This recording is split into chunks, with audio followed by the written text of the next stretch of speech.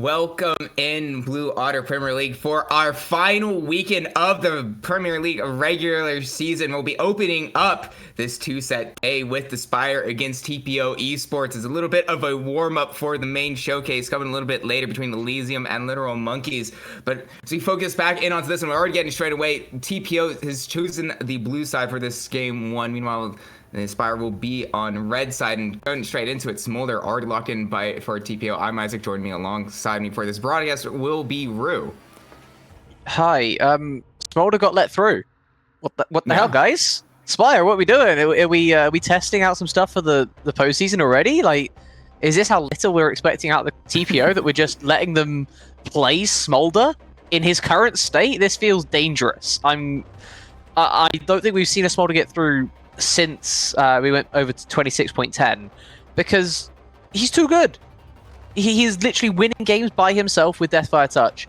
The champion is too strong in his current state. He doesn't have a weak early game like he should, and his late game is as you would expect from something that looks like a dragon. I think this is crazy from the Spire already, but they must have a plan moving into this. They're going to allow Smolder through. They've got to have something in their back pocket. And picking up the Nautilus early opens up the Braum counter, picked really good into those engages. Obviously, the hover for TPO right now, not officially locked in, but it would definitely be a really good answer for what the Spire have already picked. And so, despite how TPO season may have gone so far, I mean, early on, it's looking very much in their favor, at least in the draft. Yeah, I mean, what else could you possibly want, right? Smolder Braum, very nice combo, into especially Jinx Nautilus, just like everything you could want through your bot side. They still have plenty of time to TPO things up though. Still 3 more picks to get things going. Sorry, had to. That's straight in there. Straight in with the Mordekaiser blind. Like I say it and it just happens. Yeah, I mean, they must have saw Baxel's game last week. Speaking of, that series coming up, but definitely did some work on the Mordekaiser. But yeah, the Mordekaiser blind going to be the option for TPO Esports. A bit unorthodox on that front. Definitely gives plenty of options for the Spire to be able to pick up what they want. Perhaps it might go for some ranged. I wonder if this is a flex.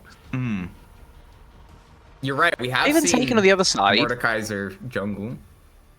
Yeah, I mean, I wouldn't be the most shocked. Mordekaiser is a champion that can be flexed, but it's not commonly done so. But the player who's playing jungle today for TPO is a top laner. Top laner. Is a top laner and plays a lot of Mordekaiser in top. So maybe it isn't the craziest thing. Lynxy had his champ pool pretty well targeted with that Urgot taken away. It's all you really need to do unless you are fearful of an ASOL top lane. So focusing on the Mordekaiser here makes sense for TPO. Getting that before the second rotation of bans wouldn't have been shocked if it was taken away. But a Mordekaiser jungle on 3 is not what you expect after having a nice bot lane like that. You need some ability to help out on the map, and Mordekaiser doesn't really get to do that. Yeah, I mean, obviously he does have his grab back, but that's hardly the most effective ganking tool, especially without a very easy setup. At least not drafted just yet. And meanwhile, Spire, to go through the second round of bans, looking to target out the champion pool of Vrang that much more, taking away the Aurora and the Syndra. Not going to be on the boards. Meanwhile, TPO not wanting to see the Twisted Fate or the Cassante. Yeah, I think a very solid choice here from the Spire. Just take away some annoying mids that can counter what you want to take here. If you want to take Hui, makes sense. You get rid of some that can really dogpile on you, right? The one-hit combo is what Hui really does not like. If you can survive one rotation of spells from the enemy, you'll probably be fine in the late game side lane. Because until that point as well, you'll also be stacking your own things. You'll be getting strong yourself. And Hui, a very nice scaling champion. Not great alongside Ivan. I'd hesitate to say. I think Ivan typically lends himself a bit more to something that can apply on hit, at least through mid, even if it isn't going to be an AD pick. Because this is, I'm going to hesitate and say Lucian mid, but it could be the Smolder. They could do a Lucian Braum thing. Maybe they're fine with Smolder into Hui. That doesn't sound great. But I mean, Lucian Braum obviously very effective, and get hit by 1 Q. Lucian very easily can follow up on it, get those I think Isaac died. I'm going to carry on the draft because I think Isaac just died. Yeah, Lucian can stack up the concussive blows, as I think he was trying to say. Nar going to be taken down top side for blind as TPO.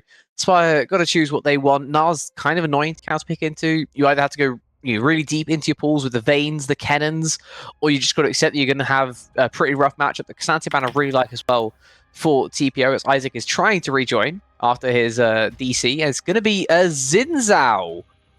We're getting a Xin Zhao top into Gnar. Okay, well that is deep in the champ pools. You good, Isaac? I think so. Am I here? Check. I can hear you. Okay, cool. Which is a good start. Kicking me out of the VDO room, but at least we start. So Xin Zhao locked it. Okay. Oh yeah, right. Okay. So I heard the Xin Zhao top. It's still loading back up, so I'm going to assume that was what probably our. So Zinza into Gnar. So Zinza in Okay. Yeah. So you saw the Lucian mid, and then TPO blinded the Gnar. Xin Zhao taken into it. I've just had a quick look. Cool. It looks like it's a good lane for the Xin Zhao, but in terms of overall team fight value, Gnar, one of the champions, really likes those team fights, right? Xin Zhao top, much more focused on the side lanes. It's going to be difficult to really feel that impact as the game progresses, but it's another on-hit champion to help with the Ivern at the very least. I feel like Spire, they have something cooking here, but I can't tell if it's going to be well done or if it's going to be burnt. That's definitely a very fine line to cross when it comes to grilling at the very least. Yep. I mean, to be fair, there's people who would say that being well done is in fact burnt. True that. They'd be right. I mean, obviously, the Gnar, especially with the bar fully charged, definitely really strong with the ults in those team fights. But for the few times, if I remember correctly, obviously this is coming down based on memory, but the few times that I feel like I've seen Gnar at like this elo bracket, I feel like a lot of the times we don't see the Gnar bar getting played around all too effectively, and we see like Gnar's charging in for team fights without any sort of charge on the Rage, and then it's not nearly as effective. So I would definitely have my hesitations about the Gnar pick here, just in general, not targeting Linksy specifically, but more as how I've seen Gnar played. So with that in mind, I think I would prefer the Spire and even Xin Zhao in a team fight, as weird as that sounds on that front. Obviously with the ult, you could cause a lot of disruption, and obviously the side lane Xin Zhao, especially with his new AP build that's starting to get some sort of popularity, definitely can be an absolute menace to deal with. Yeah, right. At the bare minimum, you already have to go anti-heal for this team, right? You're already looking at the Xin Zhao and thinking someone has to have anti-heal, because otherwise he will just kind of exist, and his passive is enough to sustain him for so much, with Dusk and Dawn as well alongside. It's too much to deal with. I think, I don't know who builds that, either Oblivion Orb or Mordekai's maybe, Thornmail, wherever, someone has to do something. And then you're also looking at the rest of the comp and you're thinking, I mean, they got an Ivern plus a Nautilus plus Hui shields. I'm feeling like you might need a Serpent's Fang as well, and suddenly you start having to build so many utility items that your own builds aren't quite where you want them to be. Someone's going to have to sacrifice something here. Wouldn't be shocked if it ends up being the Smolder. He's one of those that can build Serpent's Fang and not feel too bad about it, but it's not going to feel great. And then if you end up doing the other version of Smolder, which is a lot more crit focused, as we're seeing recently, with Lucian alongside as well, you could end up being double crit. Randuin suddenly spikes so much for the Spire that I feel like, in terms of itemization, this game's going to get very interesting, especially with the 3 AD solo lanes and nothing else. Yeah, especially since Randuin's Omen isn't exactly the easiest build for really anyone on the Spire, except for, well, the Nautilus, obviously, but in the support role, you're a little bit strapped for cash. You could definitely rush it, but definitely slow you like down on that front, on the progress there. Probably would be worth it. Probably most likely candidate to see it coming out from the side of the Spire, especially if you mentioned Smolder is building that crit focus. And well, we're going to assume that it's probably Peli playing it because the amount of synergy that Lucian Braum gets. So it's not impossible to see the Smolder in the bot lane and Lucian mid, and actually, frankly, into the Hui. I think I'd maybe rather see the Lucian there in the mid lane on that front specifically, but obviously there are many different ways that TPO can be able to approach that swap of champs. Obviously, we'll have to wait until we see how that happens in game. And with role quests, obviously that's been mainly one that has been used to prevent lane swaps. Well, typically you think lane swaps being between bot and top, it will actually prevent either this mid and bot swap depending on who's on these champions, whether that be Peli on the Lucian or the Smolder, wherever they go onto the players. There we go. That's the term I was looking for. Yeah, I feel like we have a lot of questions about TPO's comp. A lot of those may be resolved when we do get into game, but until that point, we're going to keep those questions, right? We're going to have to wait until we get there. So we'll be back to hopefully have some answers when we are ready for game one. Spire looking to close things out on a high for their regular season. TPO just trying to put a W before the season is over. Pride definitely on the line.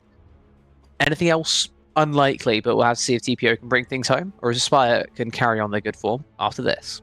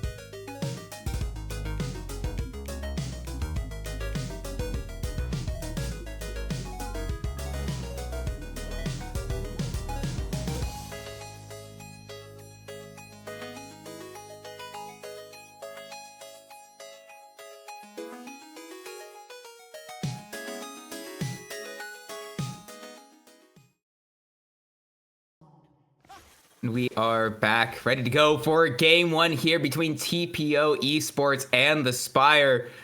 TPO looking to be able to claim their first win of the Blue Otter Premier League season. With the draft they've gone for themselves, they'll be given Whimsical Rat that Mordekaiser jungle as we expected.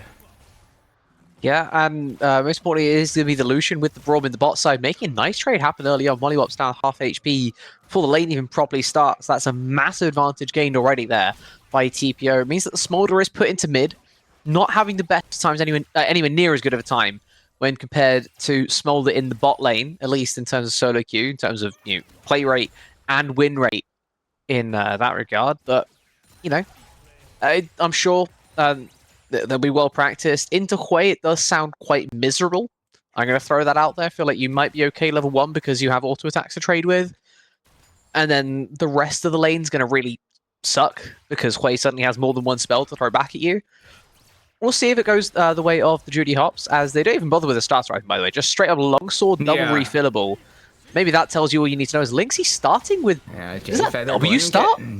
Hit, and we'll have to cleanse away down to about 1/3 HP. Mollywop sub 50% HP as well on that level 2 power spike. Klaus who holding on to the ignite in the process. So we'll have a ton of kill pressure here for the 2v2 between Yuna and Laosu, looking for to have an explosive time here in the bot lane to run away with this. Sorry, I got very distracted by what happening in top lane because I feel like this needs stating. That's a Linksy starting with W to get his Hyperprocs, to get all the way up to Mega Gnar as fast as possible. Gets a nice trade into Pineapple, one more auto to get another. I just ran out of time. Yeah, just got a little bit short. Could have been very dangerous for Pineapple. Instead, it is a trade of flashes in the top lane. Pre-level 6 will put a pretty big target on the back of Pineapple. Yeah, I'm still shocked at what's happening in terms of W start on Gnar, but it's working out so far, I guess. You don't have to worry about the fact that you are up against Xin Zhao, who has insane sustain. You also got to worry about what's happening in bot as well. Telephobia will miss the snare. Gank won't quite be successful. Laosu and Yuna feeling quite alright. And with Whimsical Rat waiting in the wings, if they stay a little bit too long on the side of the Spire, will be spotted now on the ward in the Pixel Brush. So this 3v3 is one that will be known by both teams. We'll kind of back off each other, but Whimsical Rat perhaps a little bit too far forward. Hit by the dredge line of Mollywops. Will get the shield up in time. The Unbreakable drops to save the Mordekaiser. Now Yuna going forward, trying to find the way onto J-Feather. Not quite getting the burn down. Laosu getting very low. Yuna pops the barrier to stay alive a little bit longer. Dodges out with the dash, but J-Feather gets excited. First blood goes to the Spire. J-Feather picking up a second and excited there. And Laosu will have backed away in time to not make it 3-4-0. But it all falls the way of the Spire in this bot lane 3v3. Yeah, and that play just tells me that Rat's not as used to playing jungle as some of their other players in BOL Prem. Just standing so far forward, going for that crab. Laos who? Oh my god, hit by the zap. Oh, okay, all right. Okay, well that makes things worse. You said something about not playing 3-0. Now they did. Yeah.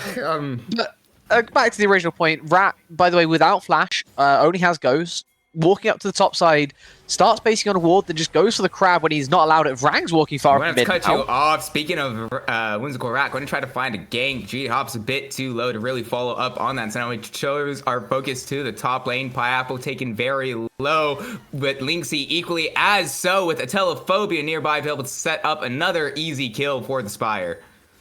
Yeah, no mana on this Xin Zhao, but able to survive. And somehow Vrang survived that without even having to use flash. Can that be explained to me in like less than a sentence? Because I don't think it can. How has he not even had to use flash in that exchange? Whimsical Rat's pullback missed is going to be the best attempt I'm going to make at that. That can't be enough. Like, he was on the other side. He was under the enemy tier 1 in mid. He's now overstaying heavily. Judy Hop's hitting level 6. Mom will be called. Jesus. Won't quite hit Vrang, who stays alive. Mentioning was able to survive without using the flash. Does have to use it there, so will be able to survive with this of that summoner spell. But yeah, it is a trade of flashes. No teleport available for Judy Hop, so Vrang will just be able to TP back and not lose out on much. Yeah, I mean, overstay at the end there from Vrang does sour the play just a touch, but the ability to save at the first place is crazy. As Pineapple's now struggling. Yeah, but we'll do his best to try to heal back up. Will pop the ult. Not going to do too much as Lynxie was already targeted, so will not be thrown away. And it will be a solo kill up in the top lane for TPO Esports. What is happening? These guys are just doing some weird stuff, and I'm not sure if it's working or not. Judy Hop's no mana, my guy. Yeah, we'll take him down to around 1/4 HP. Vrang going to find the kill, going to have enough damage with the ult there, slowly ticking down on the burn. So another solo kill in this game this way, going the side of the Spire's mid laner. Just fighting. Like, we've already hit the point of BOL Prem where we decided to just keep on fighting for literally everything until one side just takes an unassailable lead. And unfortunately for TPO, it's the side with Ivan Jinx plus Engage that has started out with this early lead. Now, for those of you uninitiated, that is massive Engage to guarantee a fight whenever the Spire wants it on their terms, and so much protection of a hyper carry that it's going to be so difficult to shut her down. I'm not sure TPO can come back from this already, even though it's just like a 1.5k lead, because it's a 2-kill Jinx who's farming up okay, and it's an Ivan protecting them. Like, how do you already stop Jay Feather? You know, we didn't quite get to it with how hectic this game has been so far, but after that first recall in the 3v3 in the bot lane, Jay Feather walked back with the BF sword and has used that to its fullest. Now, Dredgeline going to find its way onto Laosio. Unbreakable goes up to try to survive a little bit longer, but it won't nearly need enough. Super Mega Death Rocket finds the kill. First onto Laos, who Jay Feather gets excited. Telephobia will be the one to finish off the second kill, going the way of the Spire. They find themselves up 7-1 in kills and 2k gold up here, sub 8 minutes. It's an absolutely massive lead for our third place team. Actually, sorry, fourth place team in Blue Water Premier League. Looking to make it third place, though. If they can get a win today, they'll be there until the Conduit versus Final Boss series, which did have to rescheduled. No matter what, something important to point out, Spire cannot make it to the top 2. So this game, for them especially, is just kind of for pride, maybe for seeding, if they get a little bit lucky as well. TPO, on the other hand, they're going to need an insane mixture of turn of fortune and also results to go their way. This might be a turn of fortune top side. Pineapple going to try to heal back up as much as possible to maybe stay alive. Not going to be enough, and all the while in the mid lane, bonk down Whimsical Rat with the Obliterate will get 2 kills unanswered to the side of TPO Esports. That's just insane from both. Like, Pineapple has Crescent Guard if he wants to just survive the play he can. I'm back into mid. You know what's charge finds its way onto Yuna. The Unbreakable comes through, as well as the Glacial Fissure dropping down. Yuna flashing forward to find the way onto Dre. Feather Ignite is dropped, but it's cleansed away. So the Jinx will survive a little bit longer. Run downtown! Jay Feather goes on a rampage, picking up their 4th kill of the game. 4-0-2, and now a Telephobia with the gank to find out. Whimsical Rat is trying to find the counter gank. Walking forward menacingly. Can he find a pullback? Does have access to send someone to Brazil. Will not find a Telephobia, but Molly Wops has nowhere to go. Obliterate drops. Will eventually get the passive proc. And now Molly Wops in the death realm will spell the end of this Nautilus. So it is answered back 2-for-1 the way of the Spire. But we go up to the top lane. Pineapple trying to find some revenge. Pineapple eventually going to secure the kill onto Lynxie. A Telephobia. What is going on in the bot lane? Whimsical left a road. Vrang also in the mid lane getting the kill onto Judy. Hops Yuna right back in the bot lane. It's taken that long. I mean, if you knew this game didn't have much in terms of seeding, a lot of what is expected of the standings is already set in stone, but we're not expecting this much chaos here already in game 1. Just a casual 3 kills across the map in about a second. Pineapple getting a solo back onto Lynxie, who also, by the way, used Flash in that exchange. Vrang once again killing Judy Hops in mid. Lou walking too far up in bot. Got caught the first time at Telephobia. All kill again. The Unbreakable. We'll be able to hop back to Yuna, who dashes in. No ability to stop any of the onslaught from the Spire. Yuna getting very dangerous. But the zap will land despite the Super Mega Death Rocket missing to ensure that the 5th kill of the game goes the way of Jay Feather. What the hell was that? They're going to dive Laos too. Telephobia's here. There's nothing that this Braum can do. We'll drop the Glacial Fissure to try to slow things down enough, but Mollywops is way too tanky. 13-5 the way of the Spire. I am just stunned by what's happening. If this isn't telling you how TPO's season has gone, I don't think words will do it. Like, the actions clearly speaking loud enough right now by themselves. Just walking up straight into a Nautilus Jinx bush after you already know it's a Nautilus Jinx bush, right? The Braum did the face checking for you. Yeah. Yuna dashes forwards and just takes a 4th death of the game. 0-4-0 on the Lucian. We call this potential winning lane. Braum into Nautilus, Lucian into Jinx. You only win this lane if you're winning it from the start. If you start losing, it's just going to go from bad to worse. And it's officially gotten worse. Well, before we got into that, it might get a little bit worse for Pineapple. Wisdom's Korak is here. Crescent Guard will be used to try to buy some space for Pineapple. Get some time out.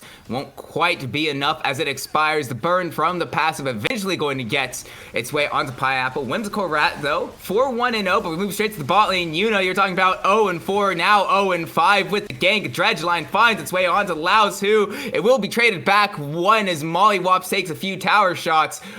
But the Spire's bot lane gets what they came for and look to extend their lead even further. 8-0-2 on the Jinx. How could this be worse? I don't know how it could be worse. If there's one champion that was not allowed to get strong early on, it's a Jinx who has an Ivern to support and a Nautilus to engage. The rest of the map does not matter for the Spire, right? The fact that top's doing whatever top's doing couldn't matter less, right? It'd be great if Pineapple's on an orb at this stage of the game, if you could like change his champion out midway through because you're like, okay, right, top doesn't matter anymore. We have an 8-kill Jinx. Like, Ivern is doing Ivern things. Telephobia, he's used to playing this. It's going okay. Mid's sort of winning into Smolder as it kind of should. I feel like putting the Smolder mid here is kind of crazy in the first place from TPO. But the bot lane is absolutely crushing right now. Literally nothing else matters.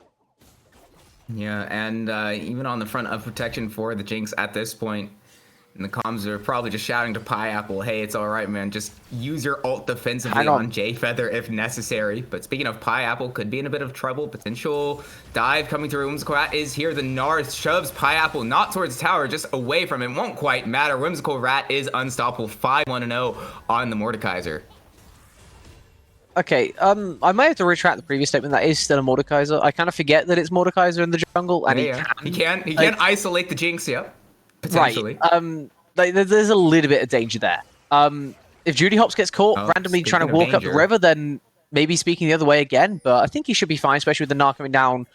The Mordekaiser not far behind. Maybe J-Feather the one overextending. But the flash forward from Mollywops. We'll get the flash response from Judy Feather. Speaking of guys, you need the Mordekaiser and Whimsical Rat. Obliterate not quite going to hit the mark on the J-Feather, but in the Death Realm, there's nowhere for the Jinx to go. Whimsical Rat is dominating, picking up their 6th kill of the game, looking for more. Mollywops going low. Judy Hops will be willing to secure that kill. 2 kills go the way of TPO. They'll be looking for more. Flash over the wall, finds its way out to Telephobia, who will have to flash in response. There is a blast cone to follow. Whimsical Rat will be the one to take. Grag back will find its way onto Telephobia, is slowed up, and Whimsical Rat with the final auto attack make it 3-0 the way of TPO in that fight. And Spire just way over forcing. You don't need to do this right now. I know you're strong, but it's fine to be strong. You don't need to get stronger at this phase of the game. You need to hold that advantage. Giving your opponents even like a 10% chance to get back into things is absolutely criminal. And Whimsical Rat's going to absolutely take it and run. Look at his build already. He's got 2 items. He actually got more in terms of items than the Jinx now, who just got that base as a result of dying as well. So it's not like there's a lot of standing gold on J-Feather. He's literally just been back to the fountain, not by his own volition, by the way. As Yuna, I feel like you are not allowed to step up either, my friend. The Culling takes J-Feather down to half HP, so a surprising amount of damage considering how it has gone so far for Yuna. He went Kraken? J-Feather. Sorry. I mean, you get it. I see the idea. But before we get to that, Glacier Fissure drops down, flash forward from Yuna, trying to fight onto J-Feather, Obliterate drops down onto the ADC of the Spire. No J-Feather left alive, means there's not much that the Spire can do in this fight. Double kill goes the way of the Spire. Another 3-0 trade up for TPO, gets them back closer to level and even now into the lead by 2k gold. What the hell is happening? Why are we doing this as the Spire? I don't understand. Like, we're an Ivan Jinx Nautilus. Just because we're strong doesn't mean we have to fight. It means that we are strong enough to wait. Our biggest strength lies in our ability to scale. Our biggest strength relies around us playing the right fight at the right time. Not every single fight because we think we can. At the end of the day, J-Feather's only level 9, right? The rest of the Rift is still very much so advanced in XP. He just has a lot of gold, which he has been able to spend on 2 items plus boots. That matters, but nowhere as much as the fact that there's a Mordekaiser on the other side who also has 2 items plus boots, and then you're giving them a massive avenue straight back into the game. We don't need to be doing this to the Spire right now. Taking all these fights is completely unnecessary, and you're giving this Mordekaiser OTP a way to win the game as a Mordekaiser. Has fully stacked the Dark Seal as well for the extra AP. Whimsical Rat, especially if you can find an isolated target, especially named J-Feather, has so much influence in this game. Pushing forward into the jungle of the Spire. Will find Vrang, sends him to the Death Realm. Going to be, as you mentioned, yoinked away, spiraling despair, not going to be doing all too much damage to this Mordekaiser. Vrang left completely isolated. Whimsical Rat going to pick up their 10th of the game with that kill. Nothing a Telephobia can really do there to help out as a mid laner. Yeah, and it has to be commed over to Vrang there that you can't flash. Like, in the 1v1, that looked like a good idea to just get away from the Mordekaiser, but it has to be commed over that you can't flash because there's so many more where that came from. It's not just the one person that's looking to kill you. It's literally the whole team is there, ready to focus you down the second you show your head, and the second the Mordekaiser roll ends as well, you're going to be caught. Flashing there for Vrang, without it being commed over to him, I completely understand it, but someone has to tell him that that is not a safe place no matter what. Someone has to tell him that he needs to save his summoners for the next fight, because you're not fighting this Drake. You don't need to fight this Drake, by the way. You already got the first 2. You can wait 20 minutes to just get insanely strong with your Jinx. The fact this isn't happening at all for the Spire is crazy. Slow down the game. Don't burn summoners when you don't have to. Fight of mid-wave if you absolutely must, but even then, that is unnecessary. You can just chill, and you'll be absolutely fine. It's still a 2-item Jinx that you have. You're going to get the mid-tier 1 now off a nice tempo play from the bases from the Drake. You don't need to do anything. Just collect your sideways, collect your mid-wave, and take it to the bank. You literally just have to AFK for the next 10 minutes. You're going to have a 4-item Jinx, and you'll be absolutely fine. Speaking of the tempo of the game, all the outer towers are down, so some things might be a little bit more difficult on the side of the Spire. They won't have those extra help of the outer towers to be able to bounce off of and keep things where they want. So should help them in some ways, though, right? Because I mean, if they can't play around, if they can hold the waves. Yeah. You don't need to push the waves. Is what we're really saying, though, right? Is like why are we here? Why are we here? Why are we here? That's more so what I was speaking of in that regard, because I feel like that was going to be an inevitability. But what I'm saying is you just catch it in the tier 2. You don't even need to be there. You don't even need to be thinking about pushing on mid-wave, especially by yourself. Like, just stand at the tier 2 and wait for them. At this point, you've literally just handed them a 4k gold lead. You have to respect the fact that they're now strong. Through a mixture of everything that you've done as the Spire, you just have to respect that and say, okay, right, we messed up a little bit. We're going to catch our waves in a reasonable place, and it's our mistake. We have to recuperate. We have to reset ourselves and work out what the hell to do from here on. It's not just keep on fighting in a 1v3 as a Jinx. Certainly not the ideal situation that you've been looking up for the Spire. Piap going to be target of Linksy.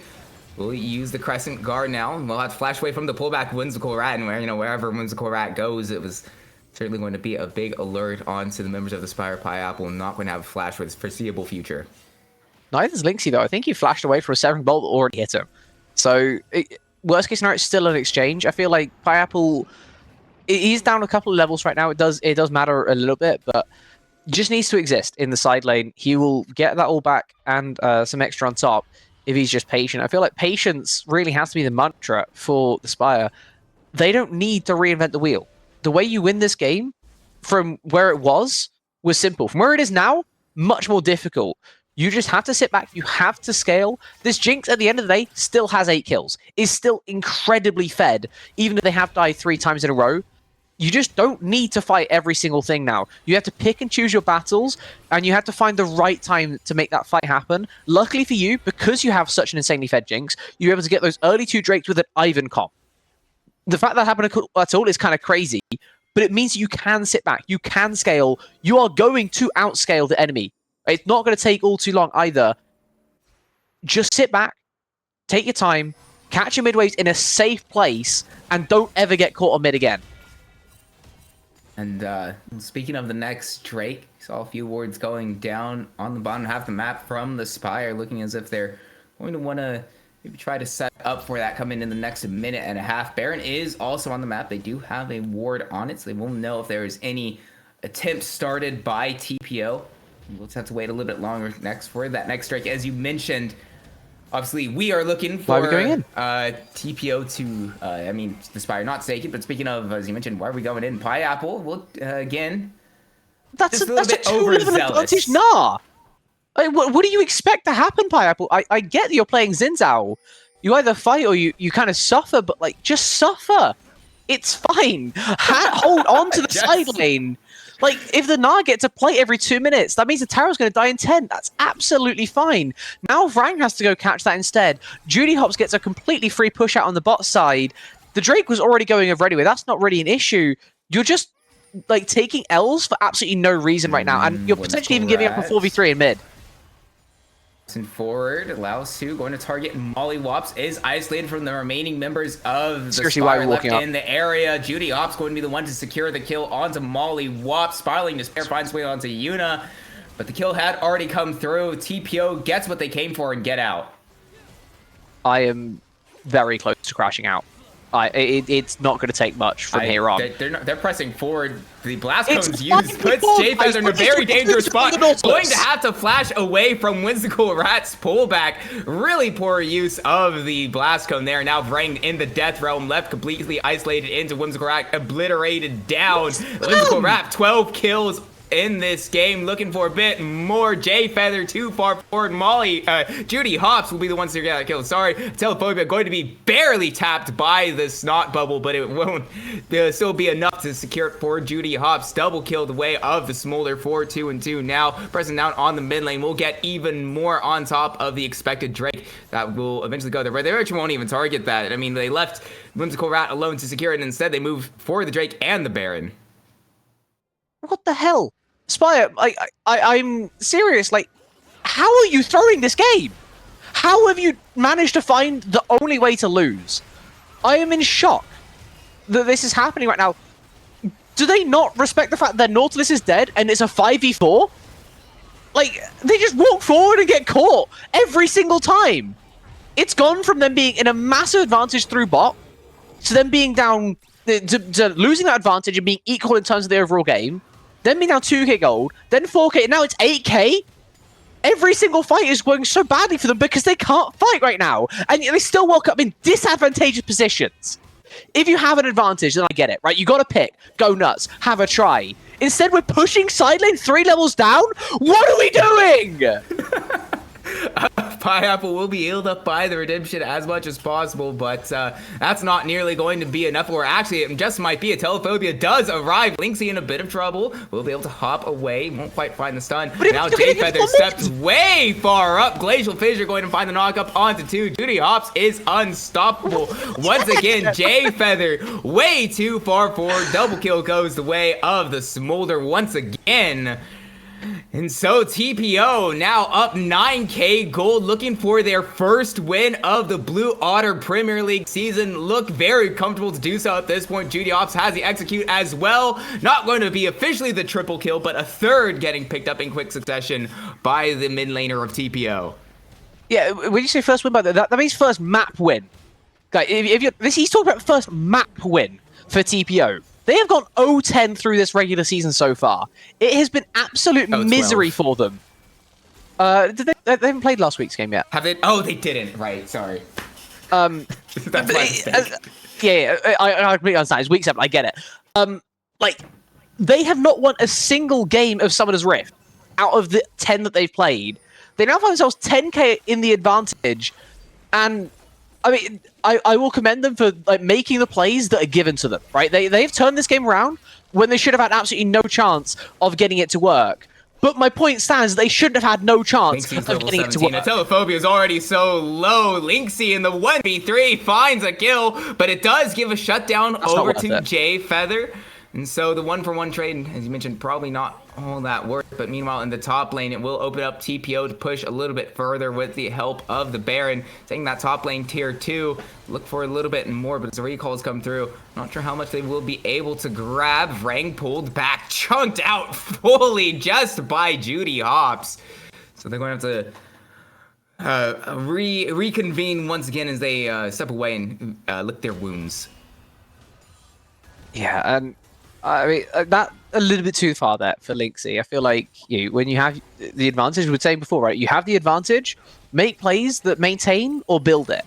Try not to do things that you end up in you going 1-for-1 when you have a shutdown. Try not to do things that end up in you giving over something back to the enemy team. This is your Baron push that has now been slightly halted by the fact the rest of the fight is still in a 45. If Telephobia walks into your crosshairs, then you may as well shoot him down. I mean, yeah, Whimsical Rat going to drop the Obliterate onto a Telephobia. Pineapple pressing forward onto Judy Hops. Not really going to be enough. We'll use the Crescent Card to stay alive a little bit longer, but we'll only buy him a few more seconds. Pullback not going to get Pineapple, but he does flash away, so big Summoner Spell not going to be available for the top laner of the Spire. Which might be particularly big, is we have a Drake coming up in the next few minutes, or next minute. I should be more correct to hit that mark now, which you got to feel is almost certainly going to the way of TPO. And this is what makes the whole mid-game for the Spire so confounding, right? It's the fact that they, like, even with this Drake, it's still not sold. This is going to be a 28-minute Drake of 33 at the fastest minutes sold. Now, like, it's so far away from happening from this mid-game that the fact that it's even become a reality is insane to me. I'm 10 minutes on, I still cannot believe what the Spire have done to get here. They find themselves down 10,000 gold through no one else's fault but their own. And the position is so difficult to play now, right? Because you're going to be up against at least these 3 Mountain Zones, probably 4, in 5 minutes' time. Another Baron push, and you are going to be at death's door already. You see the mid lanes completely in tatters. The side lanes already pushed back to the tier 3s as well. It's not going to take long for TPO to get even more on the next Baron push. The only thing that can slow them down right now is an overplay somewhere. The only thing that can hurt TPO is by overforcing. Maybe Whimsical Rat decides to send it 1v3, but if he can get the ult, it still doesn't matter.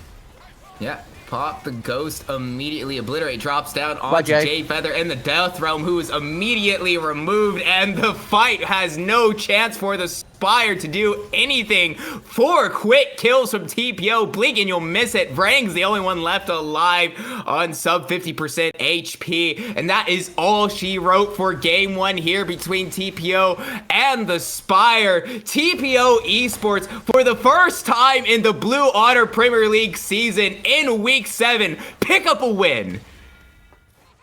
Absolutely insane. Firstly, the fact that that's a correct statement. Secondly, the fact that they do it in this style. It honestly didn't feel that difficult for them. Spire just handed them everything they want. This is a top 4 team in Blue Otter Prem, giving TPO a victory out of absolutely nowhere. I mean, fair play for you converting it. TPO absolutely had to do the right things to convert this advantage they found themselves in, but the fact this has happened at all is absolute travesty for the Spire, who now have to pick themselves right back up and look to move on forwards, because while this might not affect their overall seeding, they're still likely to end up in the top 4. They could technically still drop down to 5th. Final Boss have 2 more games left to play. If they win both, then Spire is suddenly out of top 4, and they'll only have themselves to blame. Yeah, before we get to that, though, Whimsical Rat, 15-1-4 on the Mordekaiser. Absolutely incredible performance there. I mean, every single time finding key members too far forward. To be fair, some of them were definitely gift wrapped right to him, but still a large part in the reason why TPO have been able to claim their first win here. And I think you basically covered it with the Spire's performance over the course of that whole entire game. A few questionable decisions and how far they were pushed up gives it over to TPO Esports. And, congratulations to them for picking up their first win here in the Blue Otter Premier League.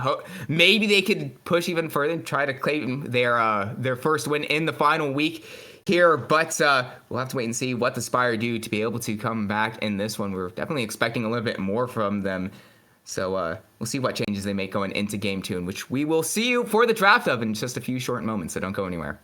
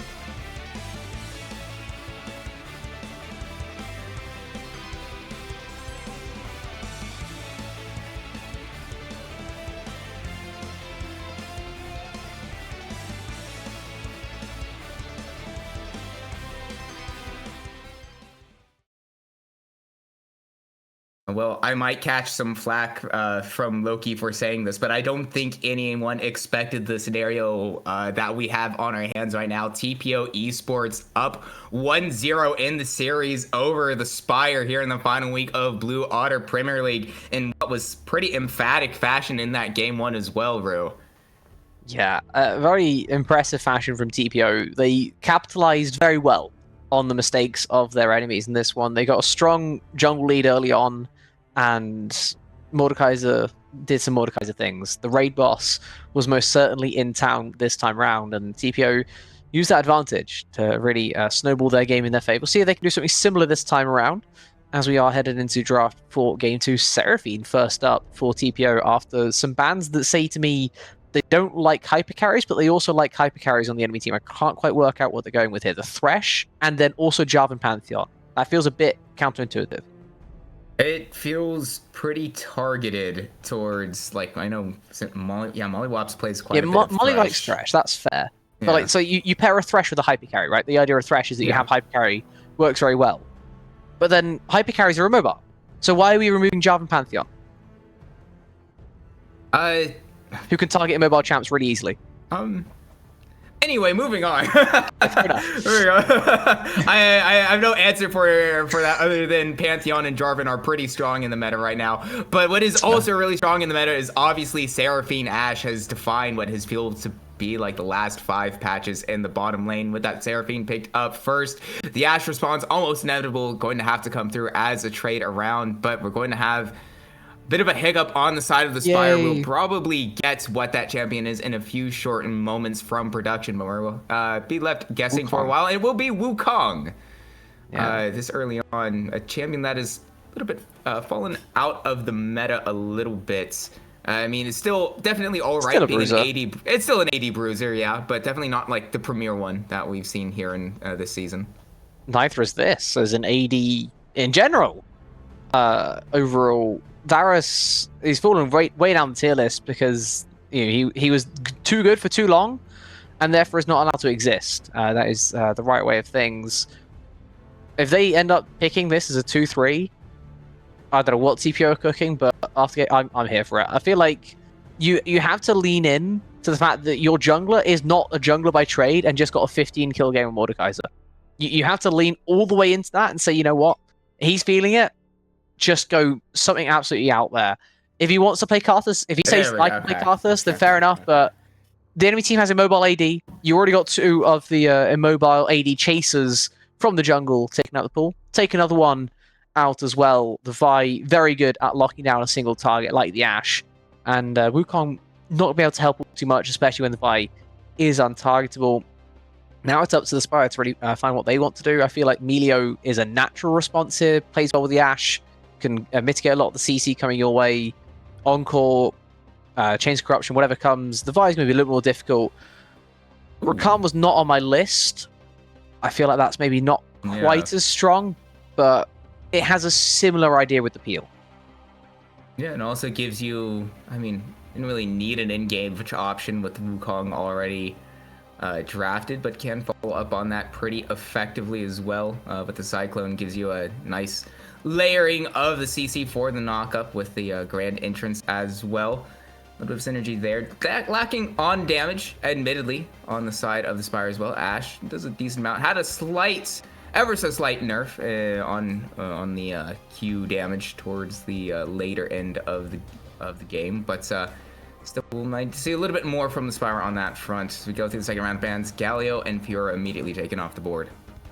Yeah, I feel like Spire wants more banning for protecting their mid laner, right? So we saw this in game 1. They took away on the second rotation 2 of the things that could do some annoying things into their own mid laner. Unfortunately for them, TPO had already picked their mid, and that was a massive mitigation factor for how TPO were able to come back in that draft and in that game as well, with the Smolder kind of being a non-entity, but still being there as a late game insurance if worse did come to worse, but it came better, so that wasn't really an issue. Expect to see something similar in terms of their draft, right? You have Wukong, surprised they're banning out the Ahri. I feel like they could have just taken it, but Annie's now very much on the table. Plenty of other mids where that came from, or you can blind top lane and ruin everything. That works too. at the very least, it's a bit of a mitigating pick. Orin going to be locked in. Does, again, talk about layering those knockups. Have plenty of options for that with the Call of the Forge God, as well as a little dash forward as well. Can help out on that front. It does mean TPO Esports will be given a pretty easy counter pick into that top lane. Asol will be the first option. Gives them quite a bit of scaling. Talks about scaling mid laners and dragons, actually. That's Asol top into Ornn. That's a Lynxy special. Oh, true. This is true. And I think that's a giga play, because you can't show Ornn first here as the Spire, because then you're giving the Asol a free lane. Now, we're not talking about a Smolder that's going to be suffering next to a Quay. We're talking about a Dragon that's going to be absolutely free farming with one of the safest lanes possible in top. You can technically get engaged on. Senna Seraphine bot lane, Varus mid, maybe? I feel like is what's going on here. We saw an AD mid earlier from Pelly, right? Pelly took the AD mid in game 1. This is true.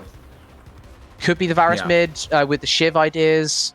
Could be it could be, as you're saying, Varus top. But I feel like Lynxy just he chose Asol because he wants it. So, I mean, sure, if TPO that's how you want to go about it, absolutely fine. Spire just going to take a safe, dependable mid laner for their 5th. I feel like TPO have done that thing where they had a great draft and they potentially overcooked it again, but last time it turned out pretty well done. Yeah. We'll see if they come through again. I don't necessarily. I was about to say I don't necessarily hate it, but then with Vi is the only way going in. But I mean, Seraphine. Anything resembling a front line. Yeah. But I mean, the amount of healing that Seraphine Senna does together definitely keep Vi alive long enough, and it's difficult to play that anti-heal as well, right?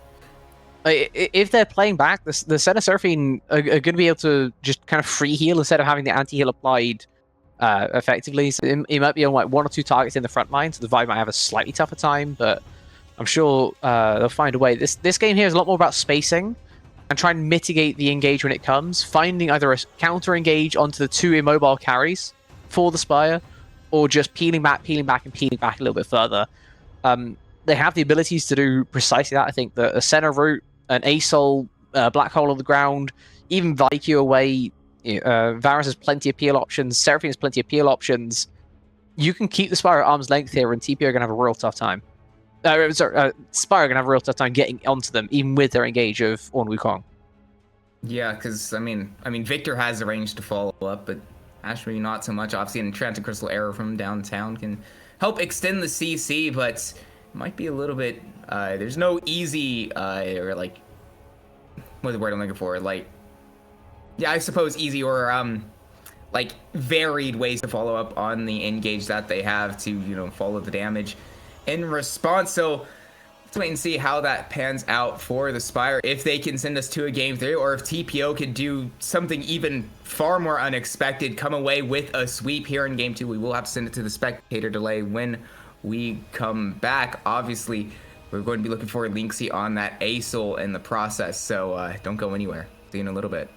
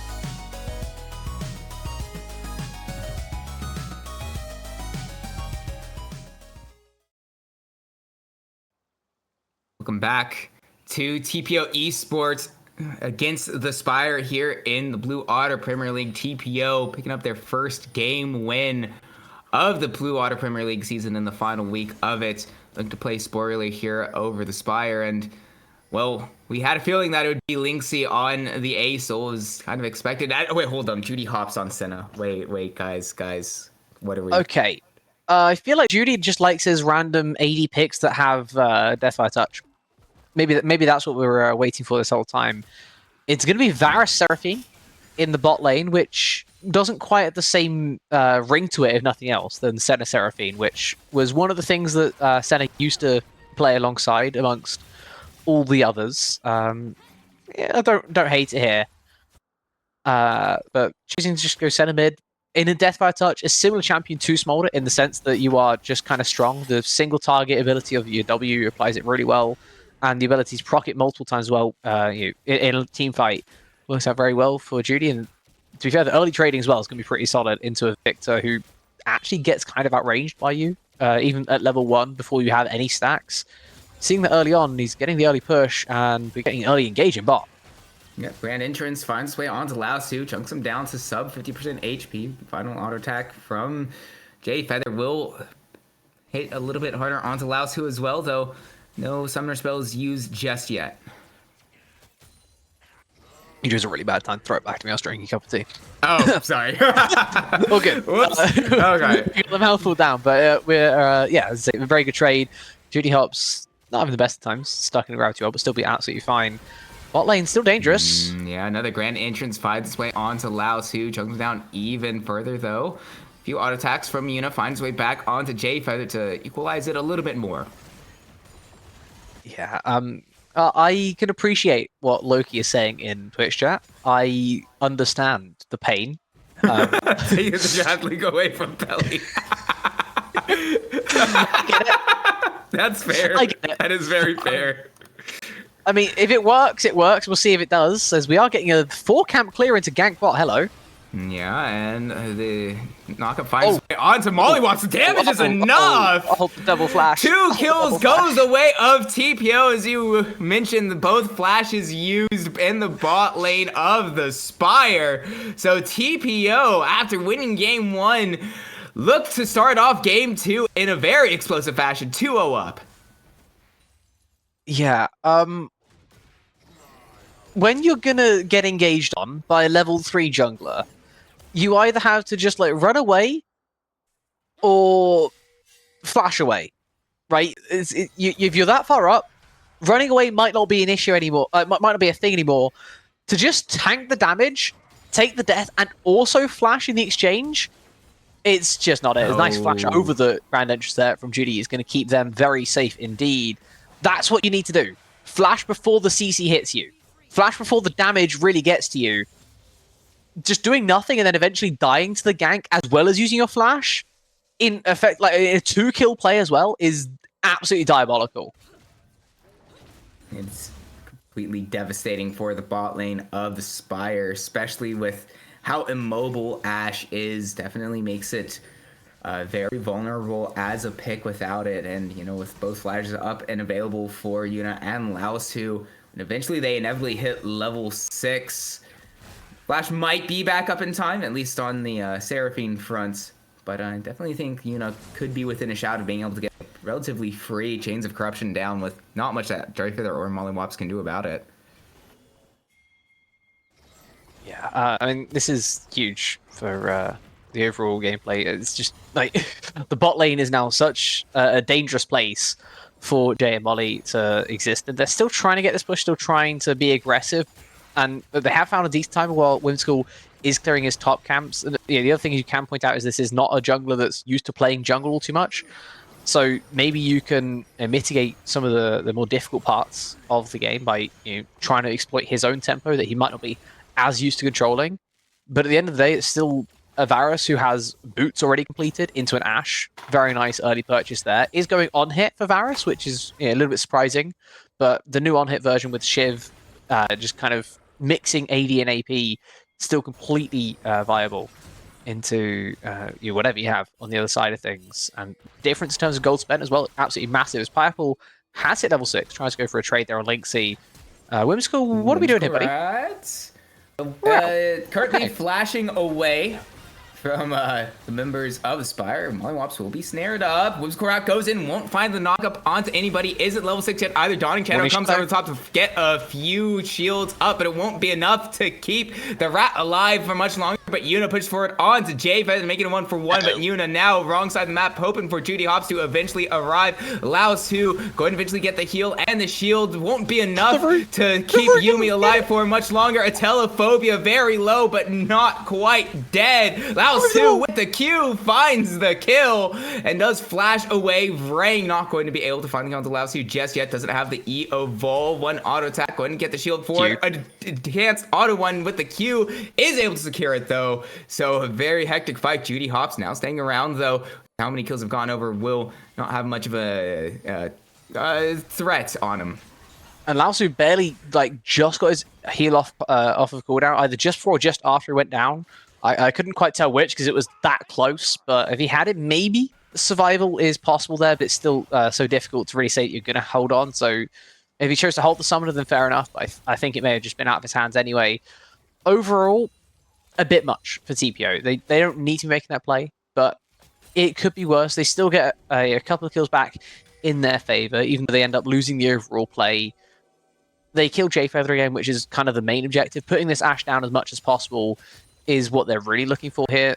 The kill going up to Victor does suck a little bit. It means that Vrang's going to be a bit more advanced than he should otherwise be. Gives him an easier time into Judy with neither of them having much mana to speak of right now. Yeah, Victor can take a base here, and he'll be absolutely fine, coming straight back out and onto the Rift. Your bot lane still very far ahead, though, and that's really what TPO are looking to play for right now. Yeah, and with 2 kills on the Varus will certainly be a massive point of pressure for TPO. Speaking of Telephobia, showing a little bit on the top side, maybe open to find a pick onto Linksy. Won't get much there on that front, but does show. So that does give Whimsical Rat a... is what it is. But yeah, no, Whimsical Rat, they'll give him that little bit of extra bit of knowledge, as well as the side of TPO as to where Telephobia should be around on the map, and actually going to be dodging out the Scuttle Crab to be able to pick up these grubs. And as mentioned, Telephobia will not be able to contest that, so a little bit of a boost going the way of TPO. Yeah, I'm sure that they're happy to take the top side objective. They would love to take Drake maybe a little bit more. The grub's going to have impact later on for them, but for now, it's kind of like the early game investment into the later game idea, as this is great zoning right now from Pineapple, forcing Linksy away from all of these beautiful minions just dying to the wave. Is a tad early, with the only thing I can really say about that one, as this is dangerous in mid. Judy Hops going to get stunned up by the gravity well, as you mentioned, with the E-Evolve getting both marks of damage onto Judy Hops. Takes him very low. Gets hit by the E once again, so very dangerous moments for the mid laner of TPO. But the gate comes through, Dawning Shadow over the top, won't find the damage. Vrang was already really healthy, so there's really not much of a threat for Vrang, who tags Judy Hops once again. Will stay alive for a little bit longer and will eventually heal back up. Before we get to that, Ordered Horn will be called. Linksy knocked up. Q a little bit too early. Don't think it'll matter all too much. The auto attack is all Pineapple needs. Flash forward. It's not enough. Linksy lives only for a little bit longer with the second Q comes through. Finds that kill. And meanwhile, Atelophobia picking out Whimsical Rat in his own jungle. So the Spire, despite the bit of a hiccup in the early game, have well and truly come back into game 2. Yeah, and that's just part of when we said earlier that the ASO's gonna have a free lane, or when I said that earlier, it means that you shouldn't be getting caught out by the Orb because you don't need to walk up far yourself, right? Part of that free lane is kind of accepting that you're into someone who can kill you if you play it too far. Someone who can punish you very effectively if you're doing something wrong. Linksy just too far forward. Nice punish there from Pineapple on the top side. Does have to use Flash, but I'm sure he'll say Worth if ever questioned on that one.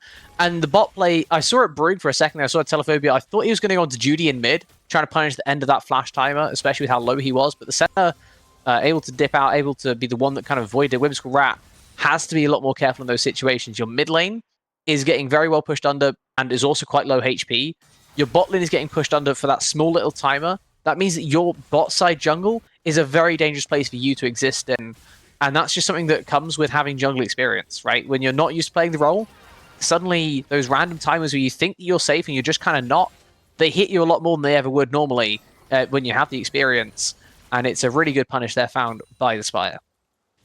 Yeah, and it also, in terms of not as much experience, has been showing up in the farm department as well. We're talking about the Roam Rang showing up in the bot lane. It's a good snare and then the charm, but there's just too much CC dropping its way down onto Lousy Whimsical Wrath, trying to find the flank through, and the Dawning Shadow from downtown by Judy Hops, able to make this a 1-for-1, but Yuna's already way too low to be able to help out in this bot lane 2v2. So it is the 1-for-1 trade all around. Meanwhile, the gank up to the top lane, a Telephobia going to use his Cyclone immediate onto Lynx, who has nowhere to go.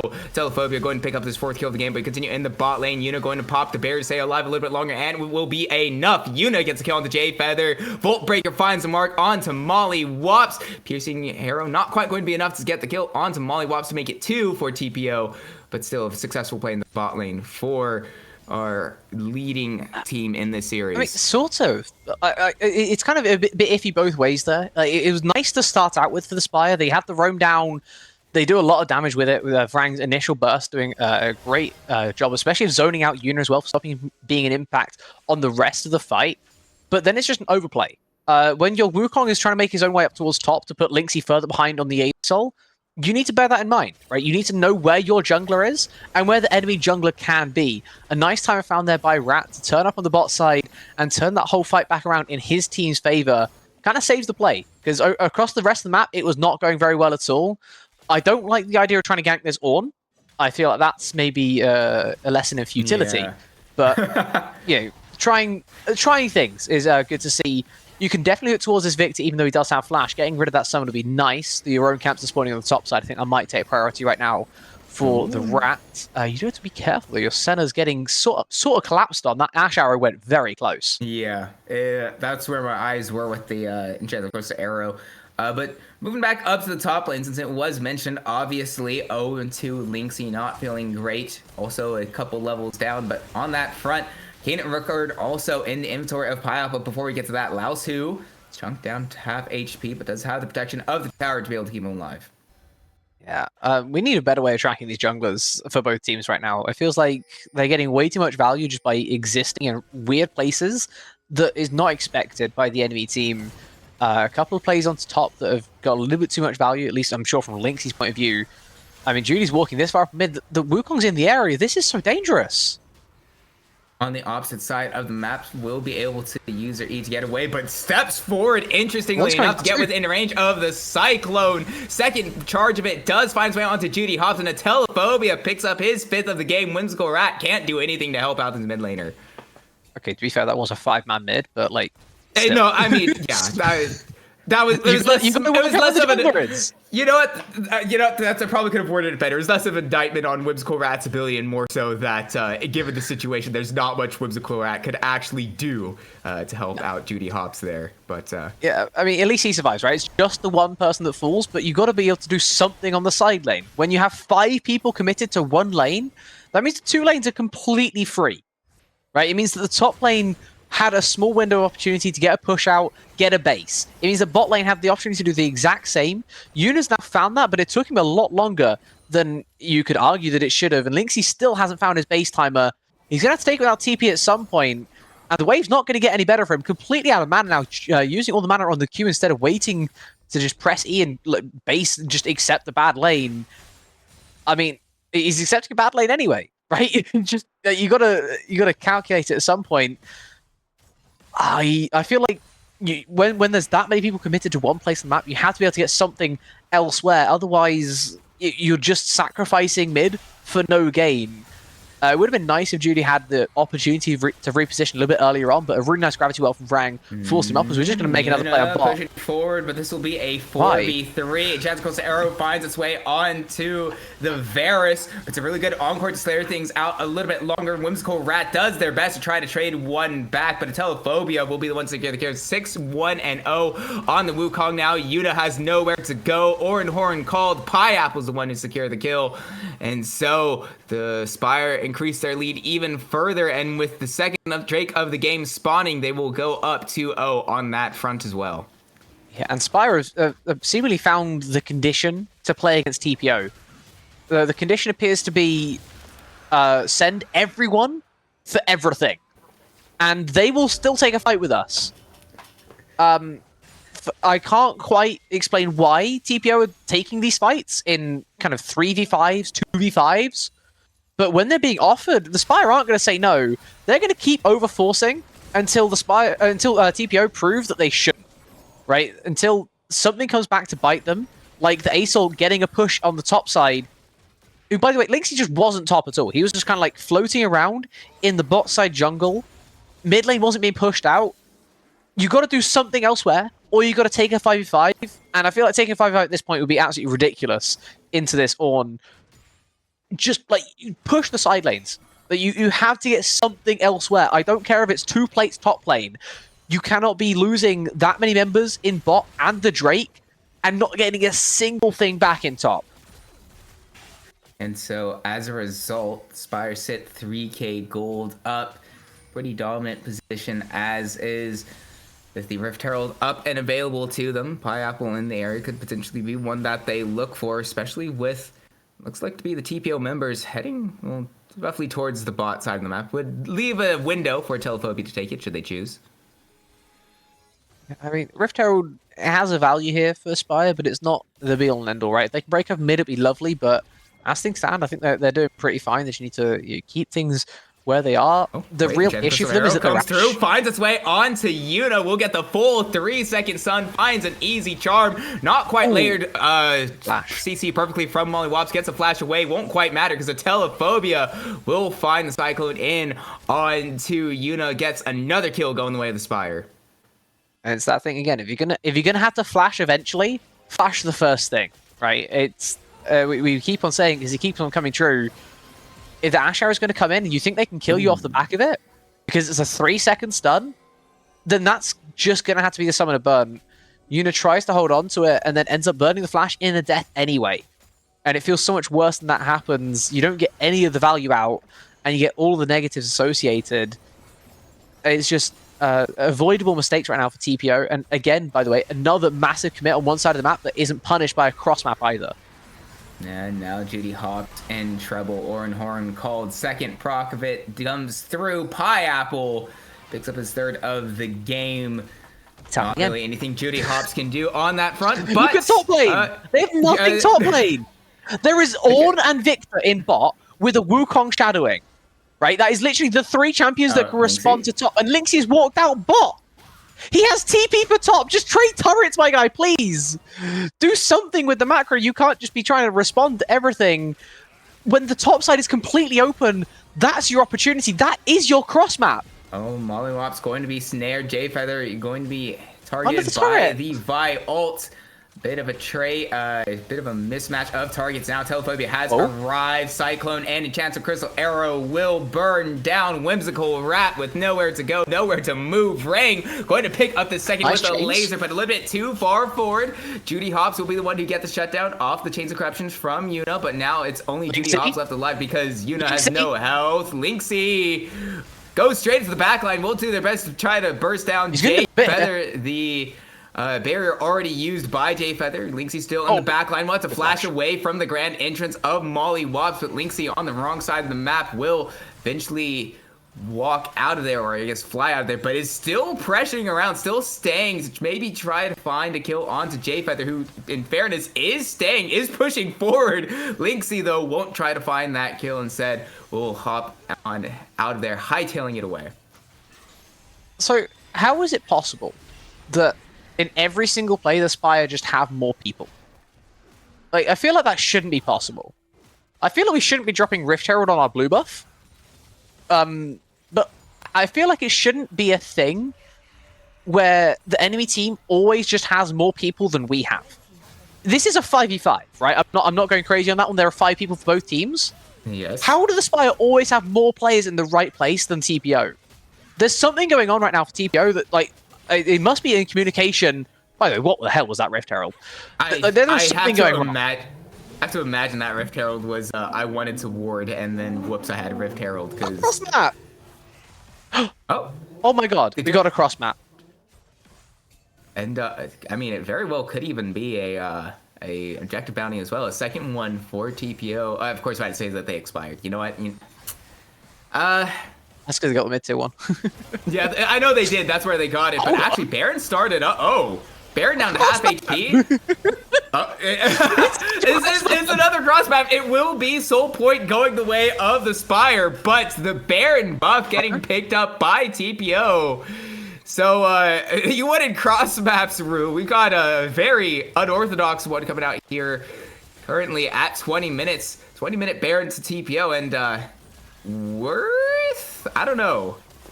I mean, you take what you can get, right? You're down 3k gold. You have the scaling in your side. And going for fights doesn't work so far. Target of Lynxy with the plate coming in, but it's a really good charm to try to hold things out. It's apparently not quite enough. Mollywop's also very low. Orin Horn going to be missed by Pineapple. Mollywop's hanging around a bit too far. Whimsical Rat will take that kill, gives it to him for free. Shutdown onto Orin, going the way of Lynxy as well. Vrang will eventually burst down Whimsical Rat. A little bit too over aggressive from the jungler of TPO Esports. But either that is still a 3-4-1 going the way of TPO. For those of you, Vrang, what are we? He's got to flash away. He walks back forward. Why did he walk back forward? Oh my gosh! Shutdown picked up by Judy. Hops completely unforced from Vrang. It turns into a 1-for-4. My goodness, I don't even. How do you even add on to that? What? Well, as we said, right? You take what you can get when you're in a losing position. And TPO just got a whole lot more than they ever should have. And I'm getting flashbacks already. This time, unfortunately for the Spire, they don't have an 8-kill Jinx to fall back on either. When the game is suddenly even in terms of gold, through 2 plays that should not have been possible, a top tier 1 and Baron for a 3rd Drake when you did not need to send anyone near all 5 to that Drake. There was 0 contest coming in from TPO, and yet it's the whole of the Rift committed to that one area. And then you take a fight, getting picked off 1 by 1. I mean, TPO, they're hitting their spikes, right? With 2-item Varus, 2-item Senna going into the fight. Now 3 items of Judy Hops. 2 items of ASOL as well. Like, this is where TPO start to really build that momentum back into their favor. The longer this game goes, worse it gets as well, by the way. We've got 2 stacking champs on the enemy team, plus an ADC. I'm kind of scared for the Spire. They're going to be making plays like this, but I'm also scared for Yuna, who's going to miss like that. Corruptions are going to miss and gets way too far forward. Tries to be kept alive as long as possible. Maybe enough to try to turn things around, but clearly not, because Laos Hu is collapsed on double kill for Pineapple. J-Feather getting slowly burnt down, and Whimsical Rat has enough to get 2, so 2 for 2 in the fight so far. Lynxy in the back line trying to burst out a Telephobia. Nice. Whimsical Rat going to use the Q to get out there, to use good use of the Cyclone to cancel out the Vault Breaker of Whimsical Rat, who is canceled once again, doing his best to use that only mobility that Vi has to escape, but good patience from a Telephobia to say no on that front. So 4 for 2 going the way of the Spire. They are able to start to pull back their lead once again. I'll be honest, that R2 I think was more so to cancel the ASOL Q, but if it does 2 things, then I don't think the Wukong is going to complain. Nice catch at the end there to turn these back around. 4 for 2, as you say, gives Spire a little bit of breathing room once more, but there can still definitely be a fight from TPO around this Drake in a minute and a half, and that was something that we were not even thinking about when we were talking about the pre-fight for the Hextech Soul Point. Now, very possible, and if somehow TPO are able to drag this one out, get this Drake, maybe pressure for a couple more later on, I'm thinking if they get the Soul with double static Shiv, we could be looking at such an insane amount of lightning that I don't even think Zeri could match it. It would be incredible if we last long enough for TPO to get 4 Drakes to be able to get the Hextech Soul. But that would be cool. It would. It would. The amount of lightning already is kind of crazy. And Speaking of, Are we diving it on? we'll get a few. I mean, we are trying to dive the Ornn, and we're not targeting the tower in the meantime. Are we diving it on? Judy Hops will be able to heal up. Yuna way too far forward. Turret eventually goes down, so it's no longer a dive, and they are staying alive a long time. There's so much healing, so much shielding from TPO. Okay. Double kill for Judy Hops. Finally, one kill goes back the way onto Lynxy, and actually Lao2 killed by Vrang as well. Judy Hops way too low, going to be knocked down by a Telephobia. Whimsical Rat going to do their best to try to turn this around. Set up Yuna to get the kill onto Vrang. Shut down for the Varus, but a Telephobia is still alive. It's 4 for 4 in terms of kills. Whimsical Rat going to try to get away, but the smite down gets a triple kill for Telephobia. 5 for 4 ace going the way of the Spire, and a Telephobia, the only one left alive. With the Drake spawning, it will be Soul to the Spire, assuming that he chooses to take this, which he should. Laosu's back up in 2 seconds. He should go for it, but I feel like Lynxy can make something happen here. He has TP. The rewards around Seconds. is a bit dangerous both ways because you're going to have to run into the Ashrakans also respawned. But I think you may have to just go full send, or you have to accept the fact the enemy team has a Hextech Soul. Neither feels great. I think they're just going to accept it. By the looks of things, Lynxy not wanting to burn TP. I feel like you could have gone for that on the ward. We see that in the Banana Brush and just gone for the kill. But I think with that ultimate, maybe Lynxy feels like that's a step too far, and he's not going to flip the game at this juncture. Instead, just going to wait a little bit longer and see if he can, get to the point where the Acel eventually deletes everyone. It's going to be difficult now with Elder spawning in 5.5 minutes, with the Baron respawning in 15 seconds. You got to find a way to hold on. You got to find a way to kill this Wukong, most importantly. And with the GA down, maybe there's a chance, but it's going to come back up pretty soon anyway. 13-2 and 2. A Telephobia sits on this Wukong. A very advantageous position, as well as Vrang also hitting 3 items. It being that Death Cap will inject a big the source of AP into Vrang as well. Will be pretty difficult to deal with. Has, for the most part, been able to stay relatively safe. So I would expect that to stay the same. Whimsical Rats will be picked out. There's not a lot of damage nearby for the Spire. They will eventually get the flash out of Whimsical Rats.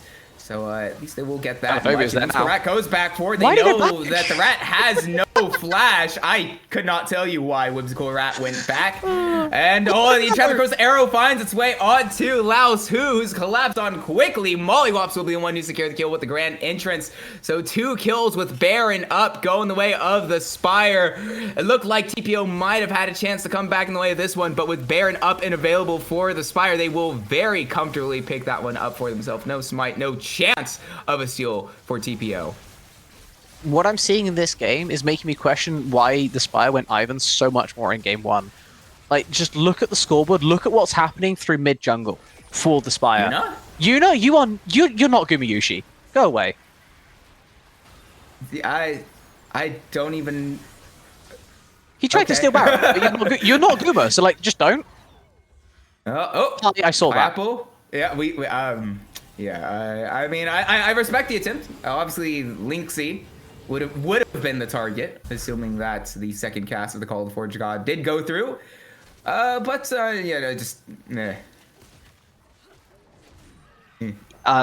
Many things. If we really want to get into it, we could be talking for a while. But let's move on at any rate, right? I feel like my point from before, like, why were we Ivan in game 1 if this is what we can do when we're just playing a Bruiser as a Telephobia? I feel like we've seen this, like, when he's been playing this season, Aspire looks so much better because he's just good.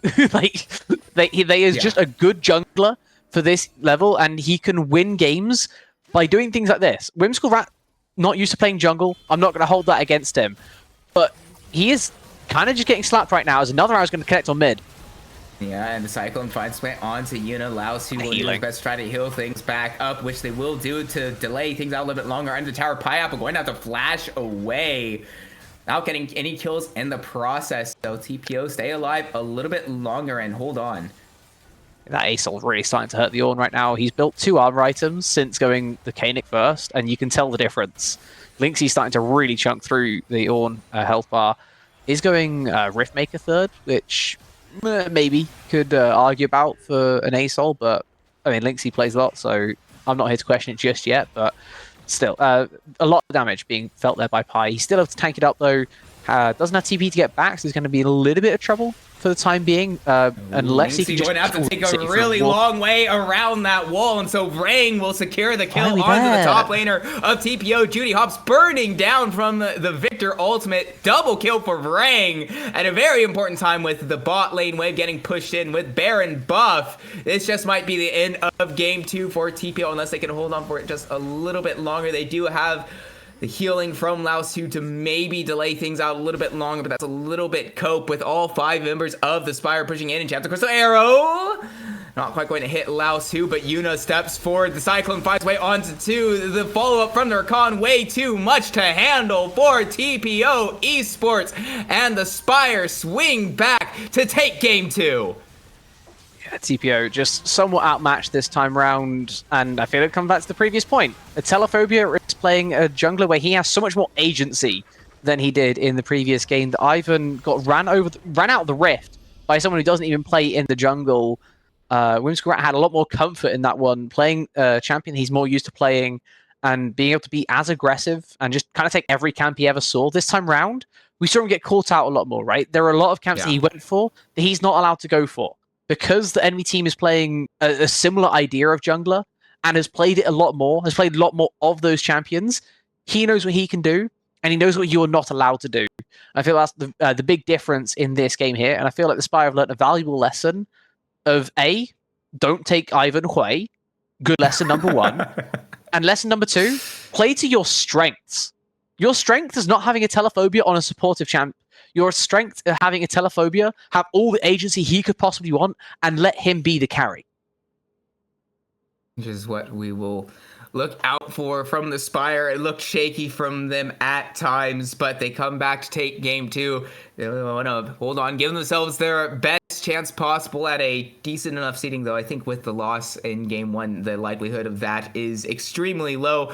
But obviously, you would be looking to give themselves that opportunity, which we will see if they can do in game 3, which we will get the draft to you after this short break, whether or not the Spire are able to complete the expected victory, or if TPO can maybe pull off an upset there in game 3. We will see in just a short minute, so don't go anywhere.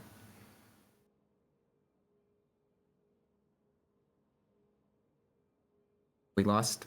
Is it serious, or?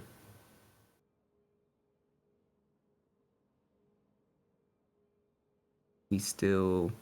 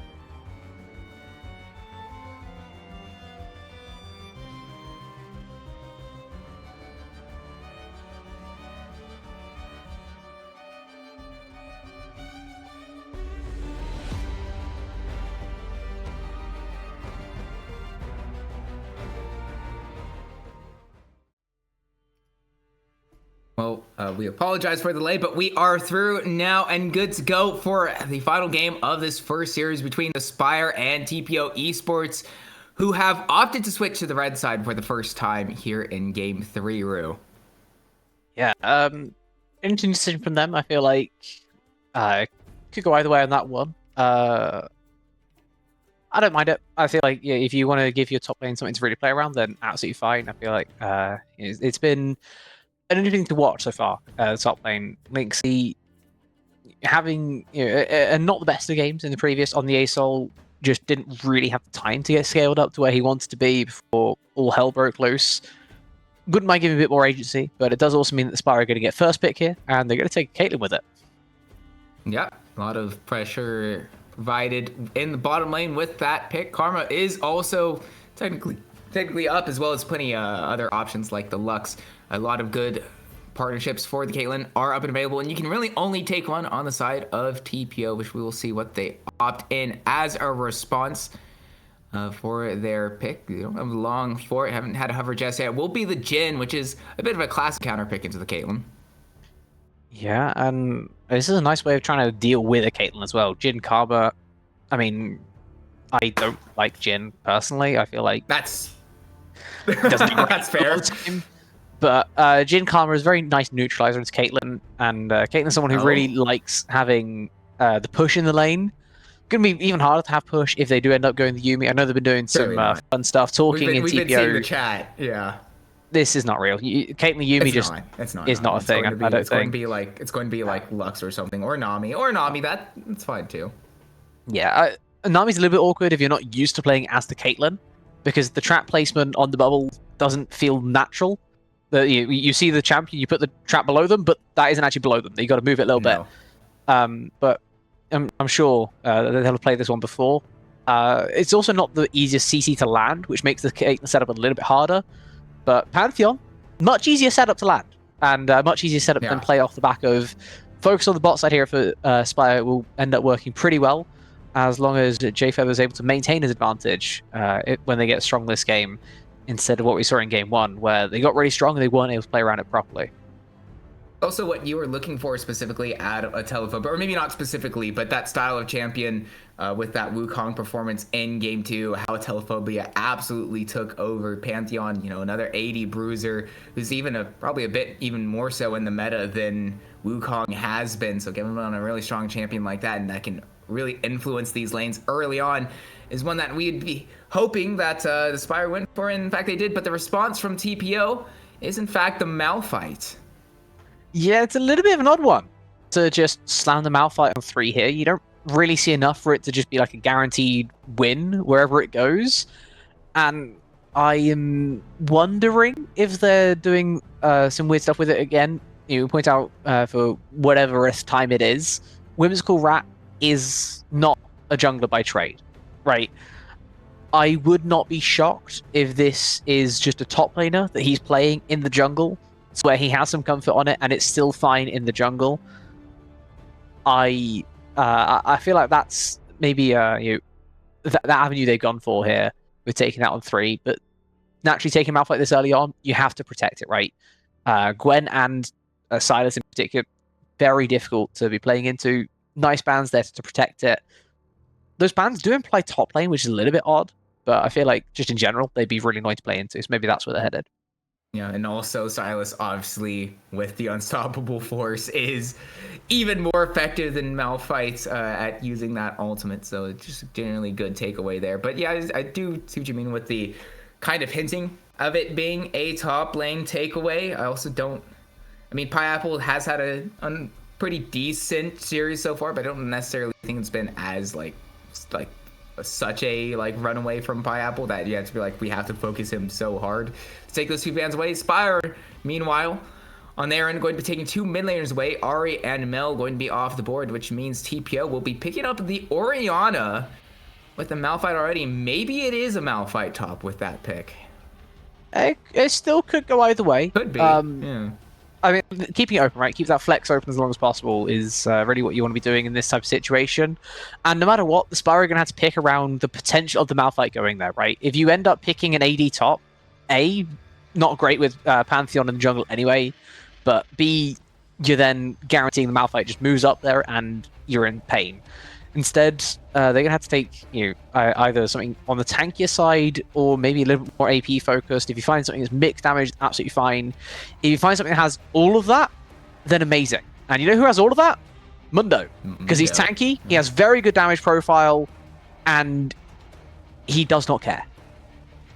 He goes where he pleases, and there actually, as of right now, aren't a ton of ways to get his spell shield off him outside of a Jin W, at least reliably, without committing ultimates, which doesn't exactly feel all that great. But Yorick will be the lock-in for TPO Esports, going to want to challenge that Mundo very early on and look to take over the game in the hands of Lynxy. Kind of hoping for that in game 2 with the ASOL last time around, but they will be looking to him once again with that option up top. Yeah, and this is the whole idea of TPO's point, right? When they choose the red side, they want to get something strong as their counter pick. They do precisely that with the Yorick. They get something that's going to have a very fun time into the Mundo. I feel like just taking the Mundo here, I get it from the Spire's point of view, but if you get put very far behind as opposed to just far behind like you normally would, then you're really going to struggle to have an impact on the Rift. Yorick is someone who can match you very effectively in those side lanes, kind of all the way through. Even if they don't have to trade, they can just wave clear and they can exist very happily. Mundo can get collapsed on. When you're trapped inside of the Ghoulie wall, Malfire's going to hit you no matter what, and even if the spell shield gets proc, there's not going to be any other CC anyway, so it doesn't really matter. It's just the damage that's going to really hurt. There's going to be a whole lot of extra damage where that came from as well. Getting caught in the side lane, really going to suffer if Mundo does. Elsewhere, I feel like you can definitely make some things happen. I think through mid, very easy setup naturally. You don't have great punish on said setup. I feel like you don't need the extra CC from a Pantheon if you have Malzahar R to just lock them in place. But I'm sure the Spire will work out something there. And then bot lane, I feel like is going to be the most interesting out of all these lanes, right? Top lane should be winning for TPO. Mid lane, it's going to be a bit of hands diffy, but Orianna can definitely win through. Malzahar should be fine. Like, worst case scenario, you just press E on the wave, you'll be okay. Bot lane could be Armageddon. It's what you said sounded a bit jumbled there. Could you repeat that, or? Bot lane could be nuts.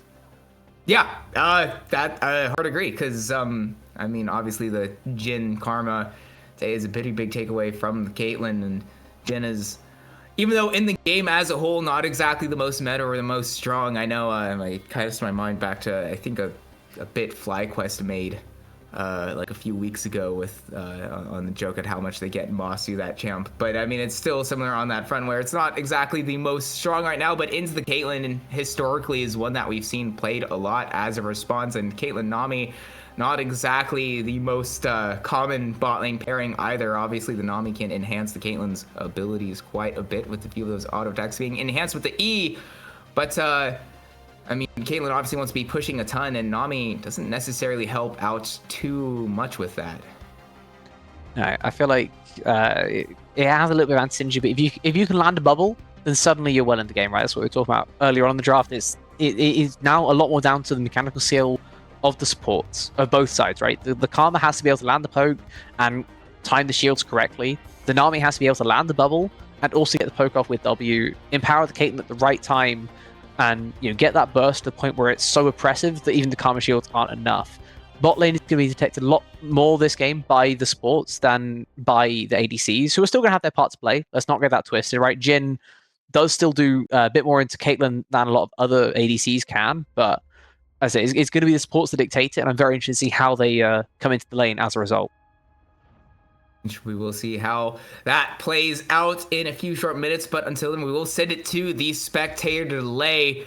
We will see you on the other side of this short break for our final game between the Spire and TPO, so don't go anywhere.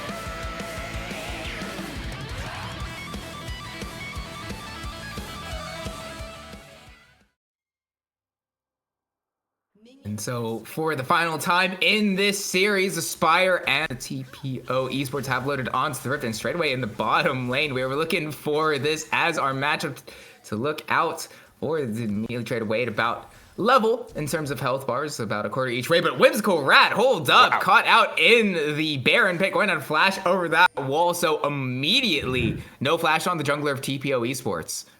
Yeah, I mean, of all the flashes to not have, Jungle Flash probably the right one, right? You're not gonna have as much impact in those early ganks, but you kind of weren't anyway because you're playing Malphite. Interesting to point out from the early exchange, though, we have Pantheon in the top lane, Mundo matching the Malphite instead. Maybe there's an angle here, with especially how low Whimsical Rat got. That Telephobia, with that insanely fast clear, could have looked for the invade if he wanted to.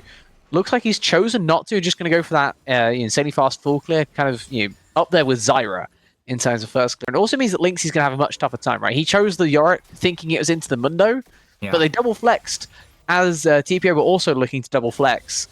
And they found a nice matchup as a result. He's going to fall off quite a bit later on in the lane, but for now, this Pantheon is absolutely destroying the Yorick.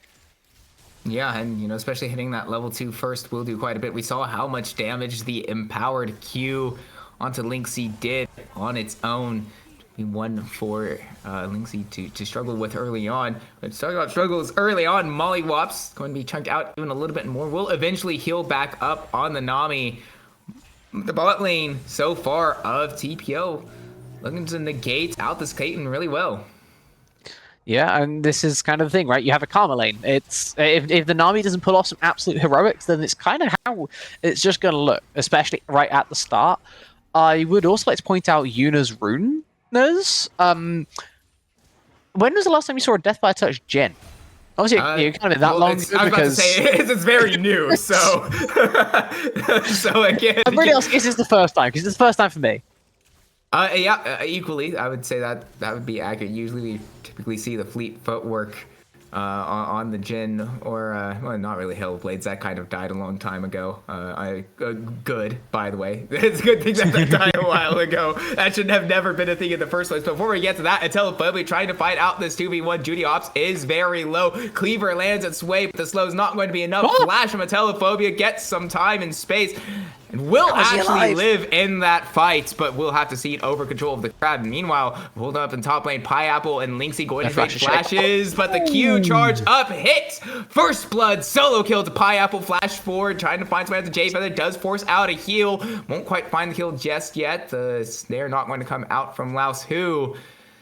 So all things considered, very effective here in the bottom side of the map for TPO Esports, but the big, big mark is Pineapple, of course, getting that solo kill, teleport back in from Lynxie, but a Telephobia is ganking up right at the same time, so this could very quickly go from bad to worse for Lynxie as 2 kills get picked up at the top of the map for the Spire. Pineapple getting both.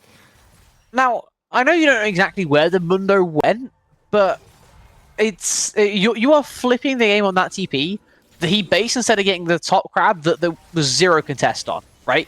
Doesn't matter how low you are, you can always take a crab if there's no one there to contest. It's a bit too far forward. Mollywop's not quite going to find the kill. Actually does with the E-empowered auto attack, and now Yuna stepped a little bit too far forward. Bear does keep him alive for a little bit longer, but the Q lands on the mark, and 4-0 goes the Spire up. Now 2K gold at 4 minutes is a very significant lead for the Spire. Yeah, it has gone very different from how it was looking just a couple minutes ago. This is a humongous lead. Half those kills happening in the top lane. Lynxie just inexplicable TP there. As I said, flipping the game that the Mundo just wouldn't be there. Unfortunately, he was, and it's not. Even if he wasn't, it's still kind of a bad TP because Pi hadn't based either. As soon as he sees that TP, he knows he can punish. You don't have flash, he doesn't have flash. He can just stick around, because whatever trade he does, he also still has TP. So he can come back, and you're going to be at half HP in Pi's worst case scenario. In the best case scenario, you die a second time, and his pressure has gone from being circumstantial to permanent. Oh my god. Oh my, I mean, talking about, oh no, Pineapple. Another fadeaway Q from the Pantheon will get the third kill of the game for Pineapple. Lynxy could not walk up to the wave at all and pays for it with his life. Yeah, well, it was nice while it lasted, wasn't it, TPO? While you still had faith, while you still had the hopium, it was great. And now it's gone back to being much sadder than it was before, unfortunately. Good luck. You're playing with a Malphite who hasn't seen anyone yet. Telephobia taking a while for this gank, but is very patient. Obviously, Telephobia with the CC shield won't get rooted up by the deadly flourish of Yuna. Counter gank has arrived from Whimsical Rack to maybe try to find a turnaround in this fight. Hello, Judy. Hops also showing up, does have level 6. The snare drops, won't even need the shockwave to get the first kill. Over to Judy Hops, and now the shockwave gets the way onto Molly. Wops, the damage eventually comes through. Whimsical Rat will be the one to pick up that kill. Judy Hops flashing, maybe perhaps a little bit unnecessarily, but the kill goes I think he had to to, either way. But Frang, potentially either way gets that. Frang did eventually arrive on the flank, but a little bit too little, too late. Yeah, just late on the roam there to try and match. If you're going to stick around for that wave, you either TP down or you just stay in mid, because now you have lost half the wave in mid for no gain. You could have got yourself strong at the expense of your team if you wanted to there, especially since you're the only lane that wasn't already strong, and it didn't actually cost your team that much. You only lost the Nami and the Mundo. Could have been a lot worse. J-Feather, the one that has to be staying alive there. He's the one that stays alive. It's all fine. Still gets the push in, still gets a plate, but it could have been 2 plus an extra wave, right? And that's the kind of difference between being on the curve and ahead of the curve. Yeah, and Jake's level 6. If we get to that, under the tower, pushing them even further. Those 2 kills earlier does help out the spot lane quite a bit. As you mentioned, level 6 with how low these health bars are on the side of TPO Esports. One use of the ace in the hole could definitely completely push out either Laosu or Yuna. Obviously, the shield from Karma will negate that a little bit. We'll look to try to eventually get the kill. Good bubble drops its way down onto Laosu with a good trap as well. Played perfectly. Yeah, and so that means once again even more pressure going the way of TPO in the bot, not of TPO, of the Spire. Can't quite convert on a kill just yet, but we'll definitely have our focus down there once again, especially with Whimsical Rat in the bottom half of the map. Yeah, I don't think Jay realized that he had a second headshot there. I don't know if he landed it on the E or he just had it coming up naturally, but you can see in the Rat will go straight for the flank. Unstoppable Force. That's a KS. Layered perfectly. Yeah, I mean, it is given over to Whimsical Rat. You'd much prefer that to go onto Yuna, but still. Nice very kill. Good play from TPO. Feels good. I mean, it could have felt better, right? It's always the thing, right? It feels good, but it could have felt better. Still Jay staying alive, though. That's important for the Spire, who still has to take a base at not a great moment. So you still lose that wave. It is kind of one of those where it could be better for both teams now, instead of just being... it could be better for both of your bot laners, as we've seen a lot of pressure from this Malphite towards the bot side. Telephobia did try to match earlier on. I would have liked to see him down there this time round, instead skipping his bot camps, going for the grubs. Was just late to everything there. Is still up somewhat in farm against the Whimsical Rat, and he's even looking to put more pressure on the top side. I kind of get it because Pie's strong, but like this Yorick is worth 100 gold. Go for the guy dive now. Telephobia going to tank up the tower. He's literally worth 100 gold. Does have access to the ult, comes through, but the tower shot drops. 3 charges aren't quite enough to be able to kill a Telephobia, so yet another kill finding its way into the top half of the map of the Spire with that wave pushing in. Lynxy going to mix out on even more farm, putting him way behind 0-4 on the Yorick. Yeah, and it's still a good play, right? Is what I'm saying. It's still a good play, but like probably not necessary. Bot camp's just waiting there. Your bot lane is really needing you right now, especially with how low the Jin's getting. If you had the same idea, but for the bot side, how much nicer does that look for the Spire? Even if it comes a minute later, Whimsical Rat has to go up and clear his top camps right now. There's nothing for him. There's no incentive for him to be on the bot side. If you can make something happen when these guys are this low, I think that's a whole lot better. Instead, you're not going to have your ult if you turn up on the bot side. Being a low, Laosu taking a few empowered headshots, taking him sub 50% HP, as you mentioned, would have been a potentially good gank for Telephobia, but either way, the pressure still continues to mount there in the bottom lane as Jade Feather has garnered themselves a 10 CS lead with that extra kill on top of it. Did Rat just flash the wall into a control ward? And will use the unstoppable force over the bubble. Mollywops taking low, not quite killed just yet. A Telephobia with the counter gank is arriving. Heal from Laos, who will keep him alive a little bit longer, but the tidal wave finds its way onto 2. And Ring arriving with the Nether Grasp ensures that all 3 kills go the way of the Spire. Double kill for Ring as well. 9-3 the way of Spire with the gold lead they have. You said it earlier, but I think it is true. It would have been nice. We were hoping and dreaming for the TPO upset here in the final week just to give them a little consolation prize after what has been a less than optimal season for them, but it's not looking likely at this point, Rue. Yeah, I feel bad laughing at Rat there. He knows that he needs to get his bots at lane strong again, and unfortunately by taking the early kills in the bot lane plays, that hasn't happened so far. I tries to make it work, but it was just kind of messy. He was spotted the whole way through that. As Judy is going to try something topside, forcing the flash. Get the flash. Out of Pi. But as I say, he was spotted walking down into the Dragon Pit, and then he was spotted as soon as he flashed because he landed on a control ward. It could not have gone much worse for that Malphite gank. Telephobia's on the bot side as well, which is what we're saying. He's cleared down to bot. He's there in the bot side. I wanted to be there earlier to make the play instead of doing what he did to Lynxie in top, because it was worth 2 cannons, that kill. But now he's able to turn up into bot and swing things back around in his team's favor. Vrang turns up, makes the most of his roam down, and TPO are just kind of at alternate ends right now. Vrang is a little bit caught here in mid, but he's still going to be absolutely fine. Judy's still taking a look. He's going to eat. Wait a second. Oh my goodness, Vrang! The burn down from Malzahar just built into a kit is enough to secure the kill onto Judy Hops. And yeah, I mean, Deathfire Touch has certainly been the talk of the town ever since its introduction to the game, doing a lot of work there for Vrang, getting a kill in the 1v2, making it just adding insult to injury at this point, if we're being completely honest. Yeah, the fact that it's already hit the 3 seconds to get doubled up, and it's still being applied because the E is still on Judy. Yeah. It's just super death, as well as the Blackfire torch damage as well, which is also burning, also giving extra AP to the Deathfire touch damage.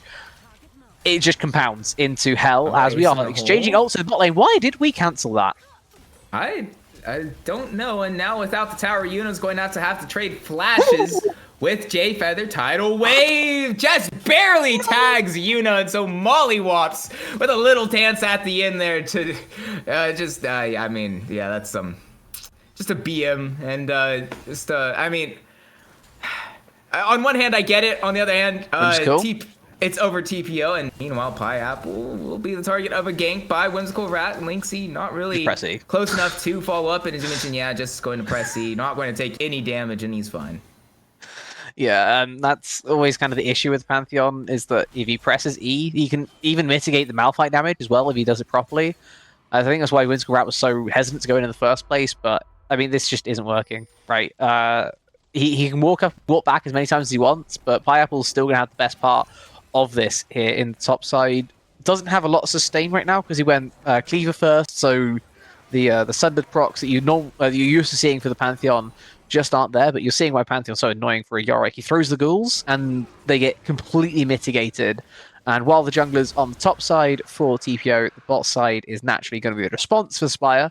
They do the macro correctly, and they get a good cross map of the Drake for a gank that didn't really do much. Yeah, and so now the Spire, with a momentary numbers advantage, will look to push out TPO from their own. I mean, the burden does so much damage onto Whimsical Rat. Laosu will be able to shield up Whimsical Rat just a little bit more. Telephobia will have to pop the maximum dosage to heal back up a bit in the 2v3, but that was in fact a 2v3, despite it not really feeling like it. And so as a result, mid lane is just get pushed down by the Spire. And what a difference it is as well to notice the team playing the macro so differently. Right? I was on TPO for how they played in game 2 because their macro was just not there.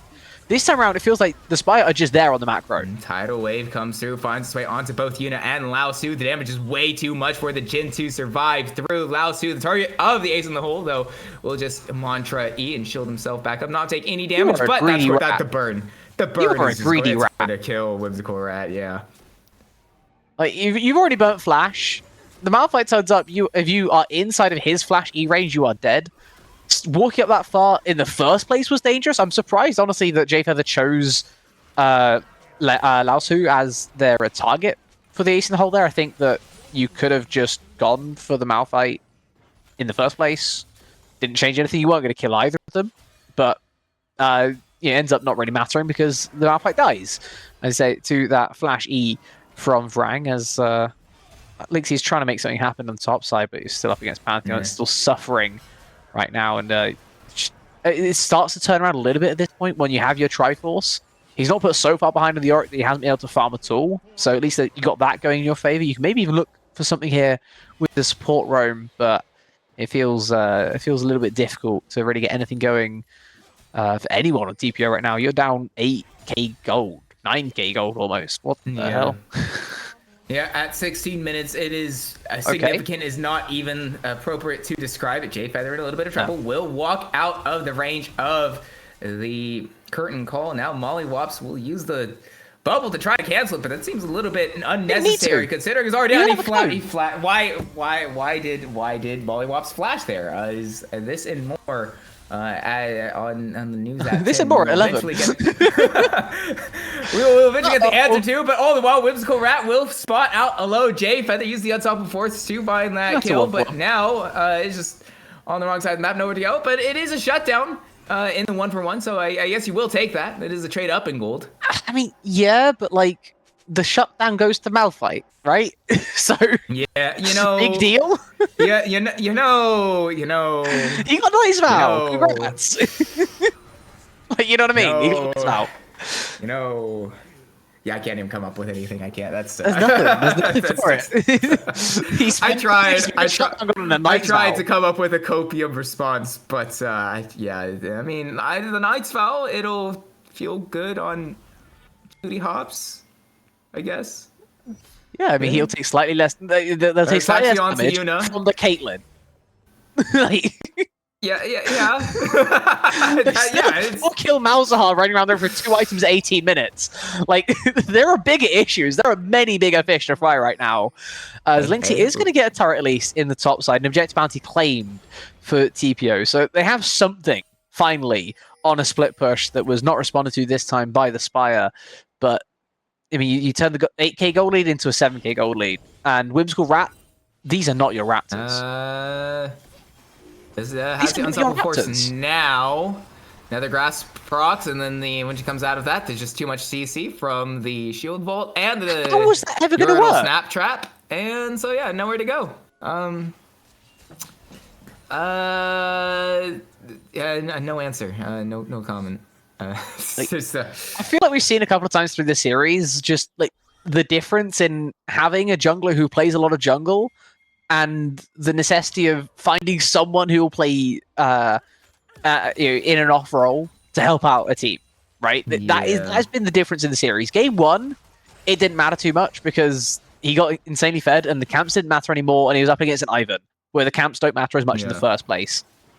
Game 2 and Game 3, Telefobia has been playing a jungler instead of a support that could play jungle, and it's been so different, right? He is able to punish at the right time when Whimsical Rat is too far forward, and he's been able to also mitigate what this Malphite is trying to do. Even pre-6 as a Mundo, he was able to make his impact be felt, right?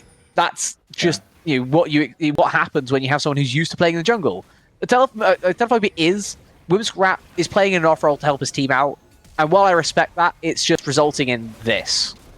Yeah, and it's not only is it a jungler. Oh, whimsical rat. Oh God. no, that Even I mean, misses the rolling off it unstoppable too. horse, but this might still be okay. But Tidal Wave finds its way onto the 4 members of TPO. Drake goes the way of the Spire, and even though TPO are able to get the kill onto Vrang, it's not nearly enough. Yuna has to flash the wall, but the red buff burn will force the barrier out. Grand Star fall.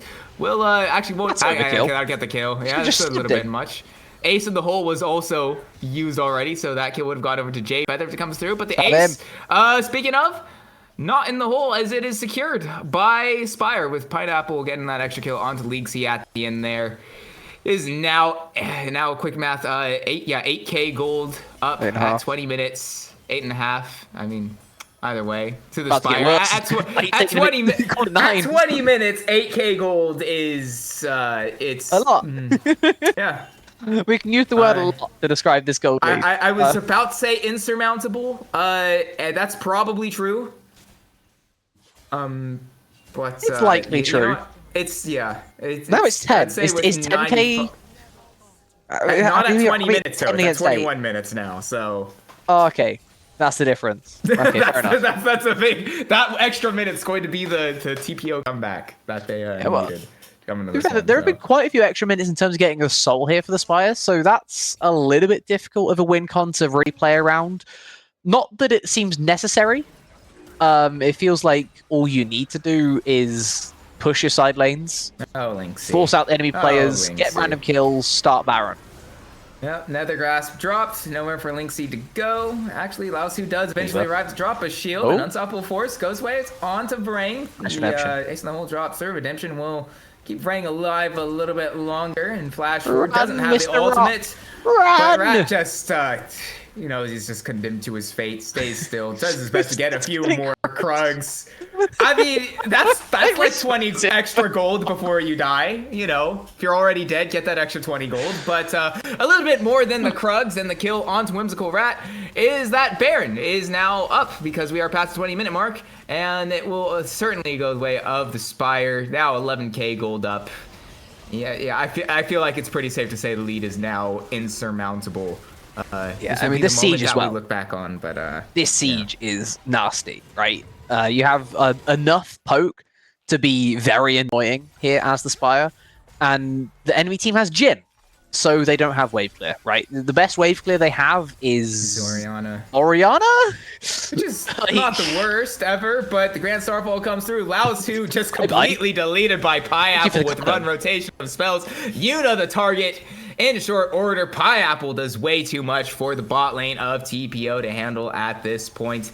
And so the way a push comes in, it's not even really going to be a siege. It's just going to be a little knock at the gates of the keep. Flash away from Judy Hop's not going to be nearly enough. Whimsical Rat, once again, condemned to his fate with nowhere to go. Linksy's the only one left alive and is, split pushing in the bottom lane. But honestly, the way things are going, you might as well just continue split pushing in the bottom lane because the recall comes through. League sees the target. The Redemption does drop, and with the help of the laser turret, the fountain turret, fountain laser. Oh my god, I can't get the words right either way. I mean, it gets the kill on to Telephobia as a little consolation at the end of the game, but it's just too much for TPO to handle at this point. A 23.5-minute game victory going the way of the Spire, and it pretty much summarizes it.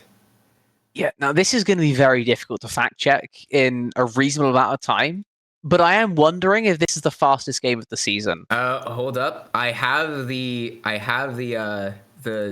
Master Sheet bookmarked.